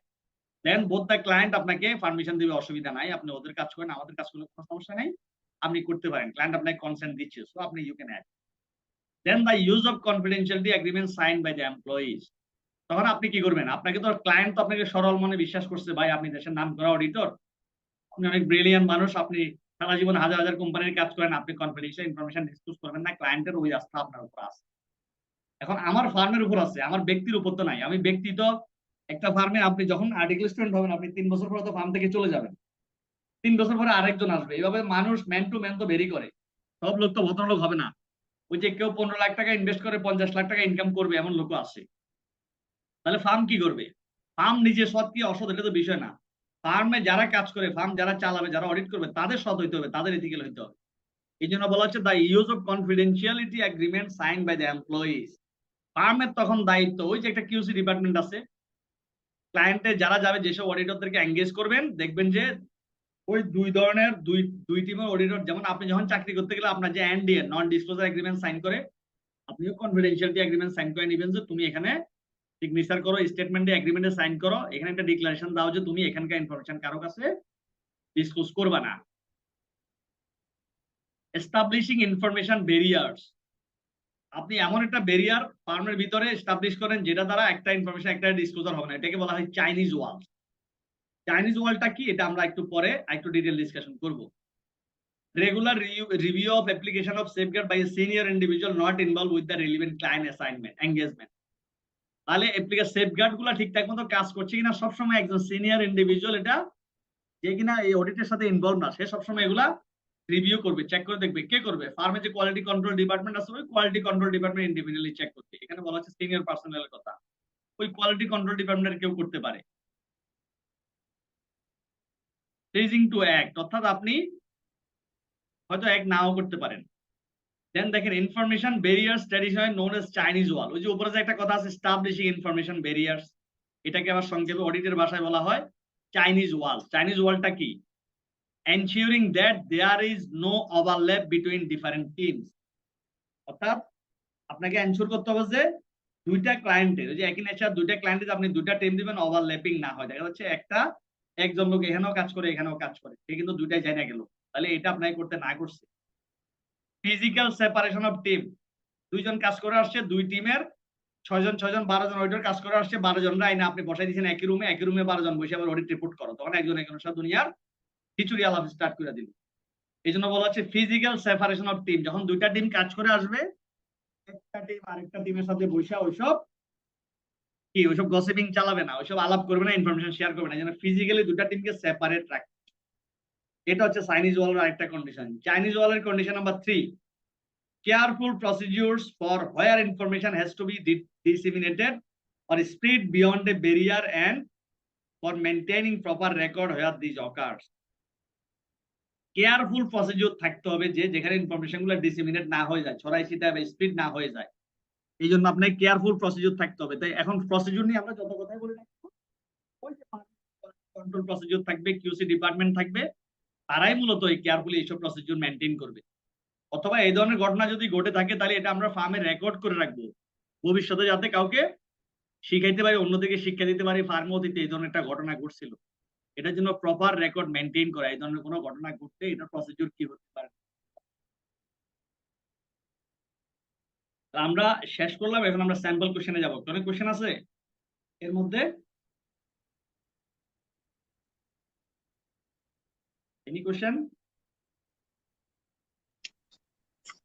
Conflict of ইন্টারেস্টের স্যার এই যে ইনফরমেশন ব্যারিয়ার ট্রেডিশনাল লোন, ওটা নিয়ে যদি একটু এক্সাম্পল দিতেন। Information barrier Chinese wall, publishing information barriers, ওটা হ্যাঁ, ওই যে information barrier traditional known as Chinese wall, মানে ওটা। হ্যাঁ এটা এই যে এটা এখানে দেখেন এস্টাবলিশিং ইনফরমেশন ব্যারিয়ার, অর্থাৎ আপনি ফার্মের ভিতরে একটা ইনফরমেশন ব্যারিয়ার এস্টাবলিশ করবেন যাতে একটা ইনফরমেশন একজনের তা একজন না জানা যায়। তো ওইটাকে অডিটের ভাষায় বলা হয় চাইনিজ ওয়াল। চাইনিজ ওয়াল জিনিসটা কি? এখানে 3টা কন্ডিশনের কথা বলা আছে। চাইনিজ ওয়াল হচ্ছে ইনফরমেশন ব্যারিয়ার যে এস্টাবলিশ করবেন, ওটাকে আপনি বলবেন চাইনিজ ওয়াল এস্টাবলিশ করবেন।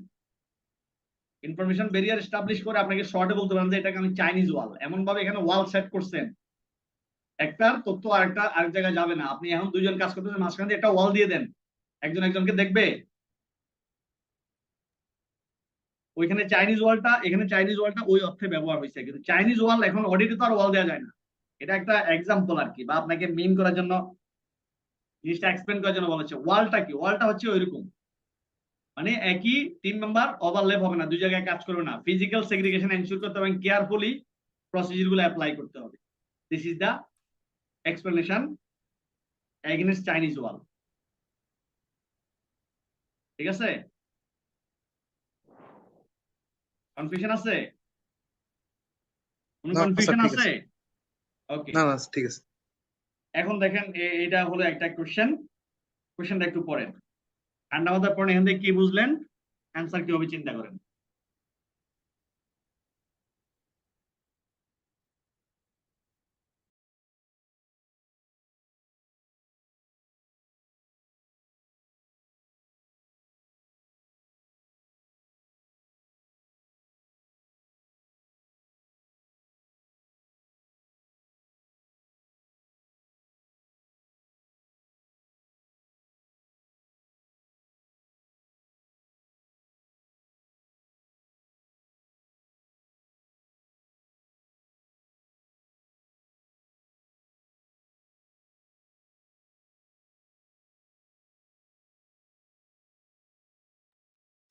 স্যার সিনারিওটা কি আপনার বানানো?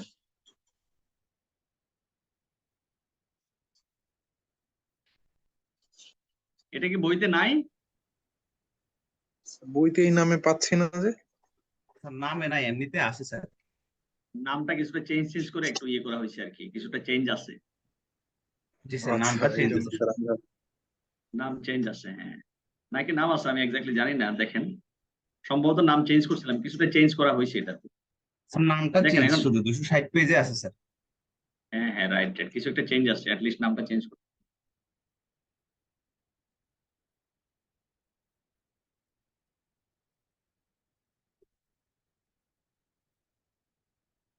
দেখেন, কোশ্চেন তো বুঝছেন নাকি, সিনারিওটা তো বুঝছেন? কে কে জি বুঝেন স্যার। নাই বলেন? জি বুঝেন স্যার, নাই কেউ আছেন? বুঝছি। এটা বুঝেন নাই? বুঝছি স্যার। আচ্ছা দেখেন, একটা ইন্টারেস্টিং কোশ্চেন কিন্তু দেখেন। Sanjana is a trainee in the audit department of SSF and company. ঠিক আছে, এসএসএফ এন্ড কোম্পানিতে সানজানা একজন ট্রেনি, মানে article student. SSF and company হচ্ছে একটা CA firm. She is working on the audit of Walton Limited, যেটা আমরা তখন আলাপ করলাম। এখন সানজানা ওয়ালটনে অডিট ওয়ার্ক করছে। Sanjana is driving to work with two of the audit files in log case in the boot of her car. এখন সানজানার কিন্তু একটা গাড়ি আছে, স্মার্ট অডিটর আর কি। সে গাড়ি ড্রাইভ করে ক্লায়েন্টে অডিট করতে চলে যায়, এবং সে যখন ক্লায়েন্ট থেকে আসছে, আসার সময় গাড়ির পিছনে দেখছেন, পিছনে সে, যদিও এখানে দুইটা অডিট ফাইল দিয়ে দিলে ভালো হইতো, গাড়ির পেছনে সে দুটো ওয়ার্কিং ফাইল নিয়ে আসছে। She stops at a petrol station to buy petrol and goes into the petrol station to pay for the petrol. এখন সে তো নিজে ড্রাইভার নাই, নিজে ড্রাইভ করে আসছে। সে পেট্রোল নেয়ার পরে, পেট্রোল অকটেন যাই হোক নেয়ার পরে, গাড়িটা এক পাশে রেখে তার পিছনে এই যে বক্সটা খোলা, বুঝছেন, ব্যাক কভারটা খোলা, সে কাউন্টারে পেমেন্ট করতে গেছে। During that time the car is stolen. এখন উনি কি করছে, যাওয়ার সময় গাড়িটা লক করে চাবিটা খুলে নিয়ে যেতে পারে নাই, পেমেন্ট করতে গেছে, গাড়িটা ড্রাইভ করা ছিল, চোর আইসা ঢুইকা গাড়িটা ড্রাইভ করে চালাই নিয়ে গেছে। এখন কোনো কারণে সে যেহেতু স্মার্ট অডিটর, স্টুডেন্ট, একজন স্টুডেন্ট এবং অডিটর হেল্প ড্রাইভ করতে পারে, মোটামুটি স্মার্ট অডিটর আমরা বুঝতে পারছি। এখন তার তো নিশ্চয় পাওয়ারও আছে, এত পাওয়ার না থাকলে সে তো একা ড্রাইভ করে এত সাহস হতো না, তাই না? এখন সে, এরপরে সে তার লবিং টবিং খাটে, তার পাওয়ার খাটে, সে গাড়িটা পাই গেছে। When it is found, the cases are missing. বুঝছেন, যখন সে গাড়িটা ফেরত পাইছে, এখন পিছনে হয়তো বা ওয়ার্কিং ফাইল দুইটা খুব গুরুত্বপূর্ণ, একটা ব্যাগের মধ্যে আসলো, চোরা মনে করছে হয়তো বা ওই ব্যাগের মধ্যে আরো অনেক দামি জিনিসপত্র আছে, ওয়ার্কিং ফাইলটা সেই ব্যাগটা নিয়ে গেছে, গাড়িটা কোন রকম দিয়ে গেল, দুইটা ব্যাগ নিয়ে গেছে। Letter that day Sanjana arrives at Paltan limited. এটা গেল একটা সিনারি। পরে একদিন কি করছে, সঞ্জনা পল্টন লিমিটেডে পৌঁছাইছে এবং begins work on a different part of the audit file. সে কাজ শুরু করছে, ধরেন বিভিন্ন রকম অডিট ফাইলের যা ডিফারেন্ট পার্টে সে কাজ করছে। He leaves the office unattended and unlock and goes outside to have a tea. আমরা যখন অডিট করতে যাই স্টুডেন্টরা মাঝে মধ্যে ক্লায়েন্টে কাজ করতে করতে এখন মাথা গরম হয়ে গেছে। সে চিন্তা করছে ক্লায়েন্ট চা কফি যাই খাওয়া, একটু নিচে যাই, একটু হাইটে আসি, মাথাটা একটু ঠান্ডা হোক আর এক কাপ চা খেয়ে আসি। এখন উনি কি করছে, রুমটা লক না করে সবকিছু ওপেন রাখিয়া বাইরে চা খেতে চলে গেছে, নিচে চলে গেছে লিফট দিয়ে নেমে। During that time the procurement officer Mr. Didar goes into the audit's room and reviews the payroll. অর্থাৎ আপনি যখন অডিট করছেন আপনার যে কাগজপত্র এর মধ্যে কিছু প্যারোলের কাগজপত্র আছে। প্যারোলটা একটা কোম্পানির সবচেয়ে ইম্পর্টেন্ট জিনিস। 5000 লোক চাকরি করে, কাজ স্যালারি কত অনেকে জানে না। একই ডিগ্রি, আপনিও ঢাকা ইউনিভার্সিটি থেকে এমবিএ করছেন, উনিও এমবিএ করছে, আপনার স্যালারি 50, ওনার স্যালারি 30, আপনার 70, ওনার 1 লাখ। এখন এটা কোনো এমপ্লয়ার একজনেরটা একজনকে জানায় না, এগুলা এইচআর কনফিডেন্সিয়াল রাখে। এখন অডিটরের কাছে তো কোনো কিছু কনফিডেন্সিয়াল না, তাহলে অডিটর ফাইন্যান্সিয়াল স্টেটমেন্টে ইনকাম স্টেটমেন্টে যে স্যালারি ফিগারটা আছে এই ফিগারটা চেক করবে কিভাবে? চেক করতে হলে তার কি করতে হবে? প্যারোল দেখতে হবে, স্যালারি শিট দেখতে হবে। এখন উনি স্যালারি শিট দেখতে দেখতে মাথা গরম হয়ে গেছে, নিচে চা খাইতে চলে গেছে, স্যালারি শিটটা ওপেন রাখে। এর মধ্যে প্রকিউরমেন্ট অফিসার কোনো কারণে ঢুকছে, সে তো মজা পাইছে, আরে পুরো অফিসের সবার দেখতেছি স্যালারি শিট এখানে, সে দুম করে খুলে দেখে ফেলছে। He later raises a complain. Purchase officer কি করছে, পরে একটা কমপ্লেইন রেজ করছে with the HR department that the sales officer clerk earns more than he does. সে হচ্ছে পারচেজ অফিসার, সে মনে করে সারাদিন আমি কাজ করি, সেলস অফিসার বসে বসে শুধু এন্ট্রি মারে, এখন আমি পাই 50, এই লোক পাই 70। সে এইচআর কাছে গেছে, কি ভাই আমার সেম কোয়ালিফিকেশন, ইভেন তার কোয়ালিফিকেশন আমার থেকে কম, আমি তার থেকে কাজ করে বেশি, এই লোক বেশি টাকা কিভাবে পায়? একটা হট্টগোল লাগাই দিই। তাহলে কি আপনার দুইটা কারণে, একটা হচ্ছে আপনি গাড়ির মধ্যে ফাইল রেখে পেমেন্ট করতে গেছেন, এখানে একটা হলো আনঅ্যাটেন্ডেড। আমরা যে পড়ে আসছি আগে, কোনো কিছু আনঅ্যাটেন্ডেড রেখে যাওয়া যাবে না। জি স্যার। তো এখানে দুইটা ঘটনা যে ঘটছে, এই দুইটা কি ডেলিভারেটলি সে ডিসক্লোজ করছে ইনফরমেশন? সানজানা কি ইচ্ছা করে ডিসক্লোজ করছে দুইটা ক্ষেত্রে? না No, স্যার। sir. না স্যার, অ্যাক্সিডেন্টলি। Accidental, sir. এটা কি ধরনের ডিসক্লোজার? Accidental sir. Unattended. একটা আনসিকিউরড আরেকটা হচ্ছে unattended. কিন্তু আপনি যেটা বললাম না, আপনি ধাক্কা মাইরা পালাই দিয়ে মারেন অথবা অটোমেটিক্যালি আপনার সাথে লাইগা পরে অপরাধ তো হয়ে গেছে, তাই না? এখানে বলছে Sanjana has breach to simple security measures. আপনাকে তো সিকিউরিটি মেজার নিতে বলছে, আপনি আনঅ্যাটেন্ডেড কোনো কিছু রাখা যাইতে পারবেন না। আপনি ওইভাবে সিকিউরিটি, আপনাকে বলছে অফিস থেকে যাওয়ার সময় ওয়ার্কিং ফাইল বাসা নিতে না করছে না? ওয়ার্কিং ফাইল, অডিট ফাইল আপনার ক্লায়েন্টে থাকবে, আপনি নেবেন না। আপনি প্রথমটাও সিকিউরিটি মেজারটা ফেল করছেন, সেকেন্ডটাও করছেন। প্রথমে আপনি কি করছেন, গাড়ির বক্সে করে দুটো ফাইল নিয়ে গেছেন, আপনার মন চাইছে আপনি বাসায় গিয়ে দেখবেন, আসলে তো বাসায় গিয়ে আর দেখার সময় নাই, কোথায় নিয়ে গেছেন। সেকেন্ড হচ্ছে আপনি আনঅ্যাটেন্ডেড। এই দুটো সিকিউরিটি মেজার্স আমরা বেশ কটা সিকিউরিটি মেজার্স করে আসছি, তার মধ্যে দুইটা আপনি এখানে ব্রিচ করছেন। এখানে আনসারটা হচ্ছে সে ব্রিচ করছে দুইটা simple security measures in the scenario, which as a result কি আপনি কনফিডেন্সিয়ালিটি ব্রিচ করলেন দুইবার। কিন্তু দুটাই, আমি যদি এটা কোন ধরনের ইনফরমেশন বলি তাহলে কি হবে, এটা অ্যাক্সিডেন্টাল ডিসক্লোজার, এটা কিন্তু কোনোটাই ইন্টেনশনাল না। বাট আপনাকে যদি প্রশ্ন করে এখানে কনফিডেন্সিয়াল ব্রিচ হয়েছে, হ্যাঁ কনফিডেন্সিয়াল ব্রিচ অবশ্যই হয়েছে, বাট কি ধরনের ডিসক্লোজার? এটা অ্যাক্সিডেন্টাল ডিসক্লোজার। যদি আপনার ওই কোশ্চেনটা এখানে হয়তো ওই আনসারটা দেয়া নাই, বাট আপনাকে বুঝে নিতে হবে।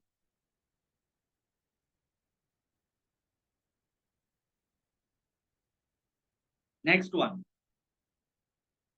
আমরা তো মনে হয় আজকে এক চ্যাপ্টার যেতে পারবো না নাকি?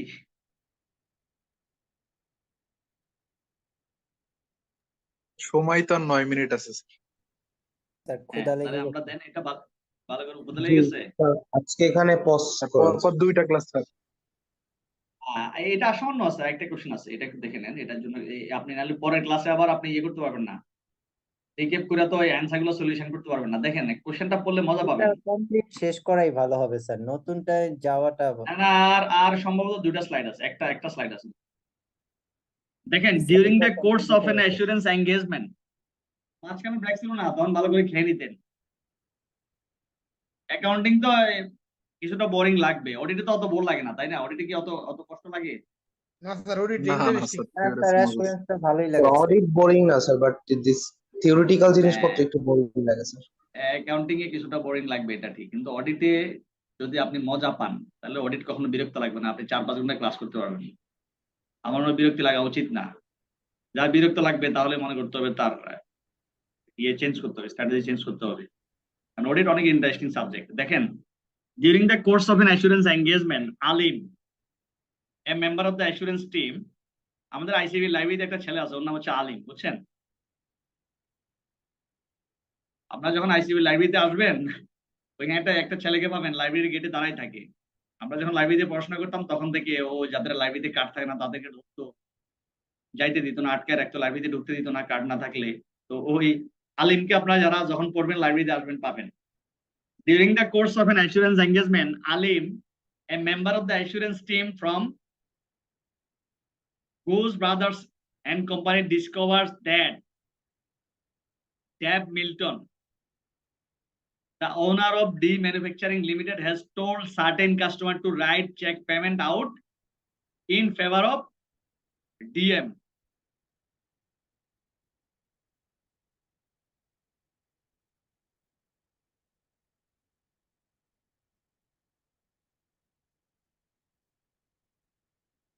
এখন আলিম হলো একটা অ্যাসুরেন্স টিমের মেম্বার, ফার্মের নাম হচ্ছে গোজ ব্রাদার্স এন্ড কোম্পানি।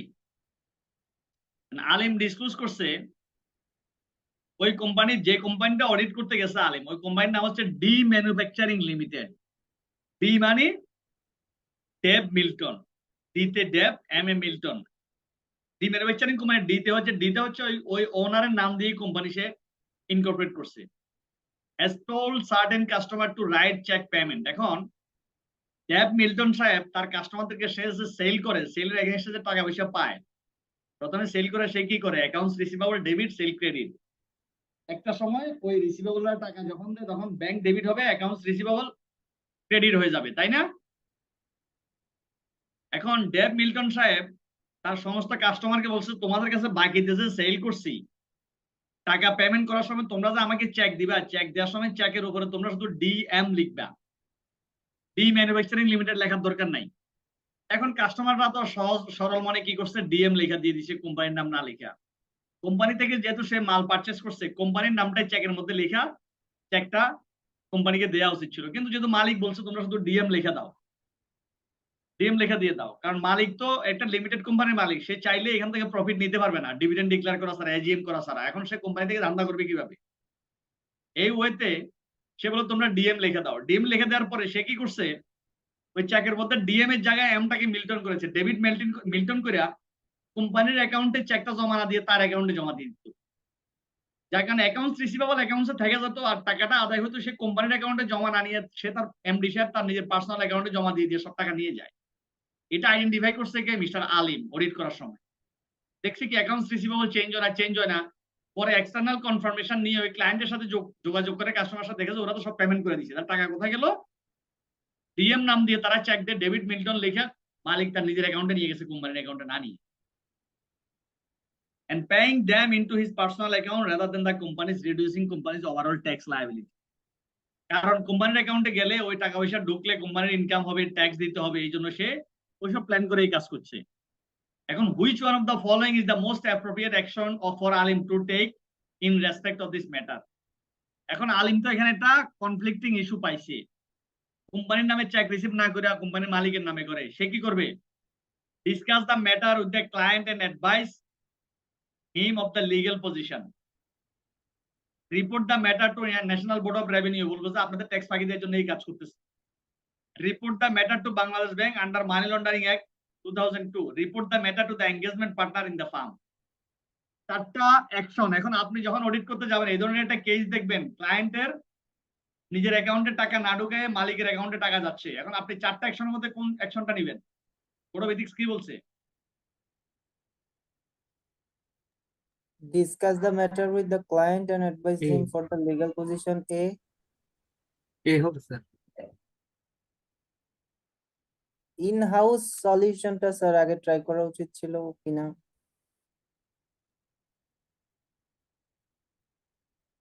এ হবে? সবাই কি এর পক্ষে নাকি টায়ার্ড হয়ে গেছেন? স্যার এই নাকি ডি হবে। হবে? Sir D. স্যার এ হবে। হ্যাঁ, স্যার এটা কি স্যার সরাসরি এ সি হবে তে স্যার। যাওয়ার দরকার না স্যার? স্যার প্রথমটা এ দেওয়ার কথা, প্রথমে হচ্ছে এ, তারপরে সেকেন্ড স্টেপ নেবে। আপনাকে যে কোনো একটা সিলেক্ট করতে হবে। স্যার এই ডি হবে, স্যার। এই হবে। এ দেওয়ার কথা স্যার, এ। ফার্স্টে লিগালি ওনাকে অ্যাডভাইস করতে হবে, তারপরে কি ওনার বিরুদ্ধে অ্যাকশন নিতে হবে। স্যার ডি রিপোর্টটা কেন স্যার হবে না? রিপোর্ট রিপোর্ট পাঠাটা স্যার এঙ্গেজমেন্ট পার্টনারের সাথে আলোচনা করতে হবে ইন দ্য ফার্ম স্যার, ডিটা স্যার। স্যার ডি হবে। ডি হবে।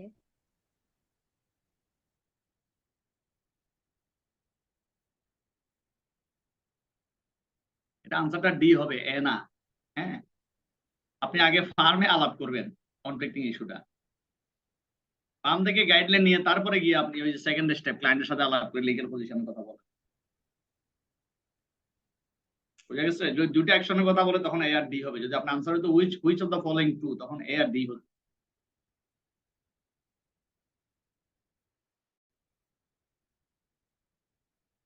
আরেকটা আছে দেখেন, the principal of confidentiality is the duty to keep client affairs secret in all circumstances. True or false? False maybe. Client affairs সব, হ্যাঁ, ফলস হবে sir. False নাকি true? Sir false maybe. True sir. True sir, true true sir. Sir, true sir. True sir. True true sir. হবে। Sir false. কেন false হবে, কেন true হবে বলেন?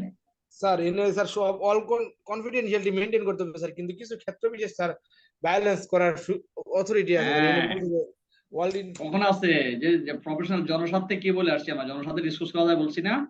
জি স্যার। ওইতে কি দিয়ে আছে আনসার, ট্রু নাকি false? Sir false sir. False আছে, হ্যাঁ ফলসই হবে। তাহলে তো আপনার আর ওই there is a legal or professional duty বা ওই যে ক্লায়েন্ট কনসেন্ট নিয়ে এত কথা আসতো না, যদি আমার সব ক্ষেত্রে একবার 100% কনফিডেন্সিয়াল রাখা লাগবে। আমার তো এক্সেপশন আছে। Which one of the following actions would not be recommended with regard to securing professional confidence? If assurance file locked up, মানে কোনটা আপনাকে করতে না করছে? Carrying out audit work at client premises, discussing the client affairs on the telephone at a different client, discussing client affairs in the firm's office. C হবে। Sir discussing client affairs on sir C, telephone and C at হবে। Different client. C sir. এক client audit করে আরেক ক্লায়েন্টে গিয়ে বসে বসে ওইখানে একটা ফ্রি টেলিফোন পাইছেন, আলাপ করা শুরু করছেন আরেকজনের সাথে, এটা করা যাবে না। দেখেন 3 number, if an ICB trainee is asked for information about a client by the police, which 4 of the following action would be appropriate? নিচে কয়টা 6টা অ্যাকশনের কথা বলা আছে, 6টার মধ্যে কোন 4টা নেবেন? আপনি কোন একটা জায়গায় অডিট করতে গেছেন, পুলিশ আপনাকে বলছে এই তথ্যটা দাও, এখন আপনি কি করবেন? পুলিশের ব্যাপার, এখন র্যাব আসছে, র্যাব এসে বলছে আমাকে তথ্যটা দাও, প্রথম কোন 4টা অ্যাকশন আপনার হবে? Asking his engagement partner for advice, এটাই করবো আমরা, এঙ্গেজমেন্ট পার্টনার জিজ্ঞেস করবো। জি স্যার। জি স্যার অবশ্যই আস্কিং ইজ পার্টনার হবে। স্যার প্রথম তিনটা হবে, পরে আর লিগ্যাল অ্যাডভাইস নেবো। জি sir. Ringing the ICB ethics line for advice, answering the police without taking further action, কোনো অ্যাকশন না নিয়ে ভয়ে র্যাব দিকে সাজাতে বলে দিব, এটা করবো? 4 নাম্বারটা হবে। না না স্যার। না না না 4 নম্বর হবে না। Asking the police what authority they have to ask him, asking the client if he may talk to the police.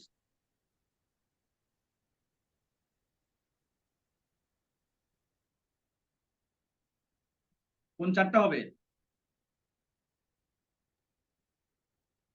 Sir 1 2 3 5। বইতে কি বলছে?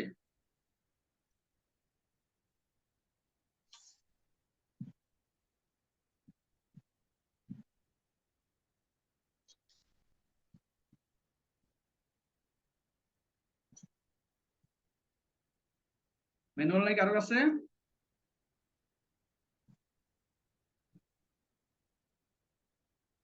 কি ব্যাখ্যা করছে বলেন ওখানে, এটা স্যার এক্সপ্লেনেশন ওরা থাকার কথা। অ্যানসারটা একটা প্যাসেজ আকারে দিচ্ছে স্যার, বইতে প্যাসেজ আকারে তিনটা করে ঠিক দিচ্ছে। আছে স্যার লিখছি। বইতে সুন্দর করে এক্সপ্লেন করছে। তার প্রত্যেকটা আপনি দেখবেন খুব সুন্দর করে এক্সপ্লেন করে করে দিছি। আপনাদের এখানে কনফিউশন থাকে এক্সপ্লেনেশনটা জানে নিয়ে নেবেন।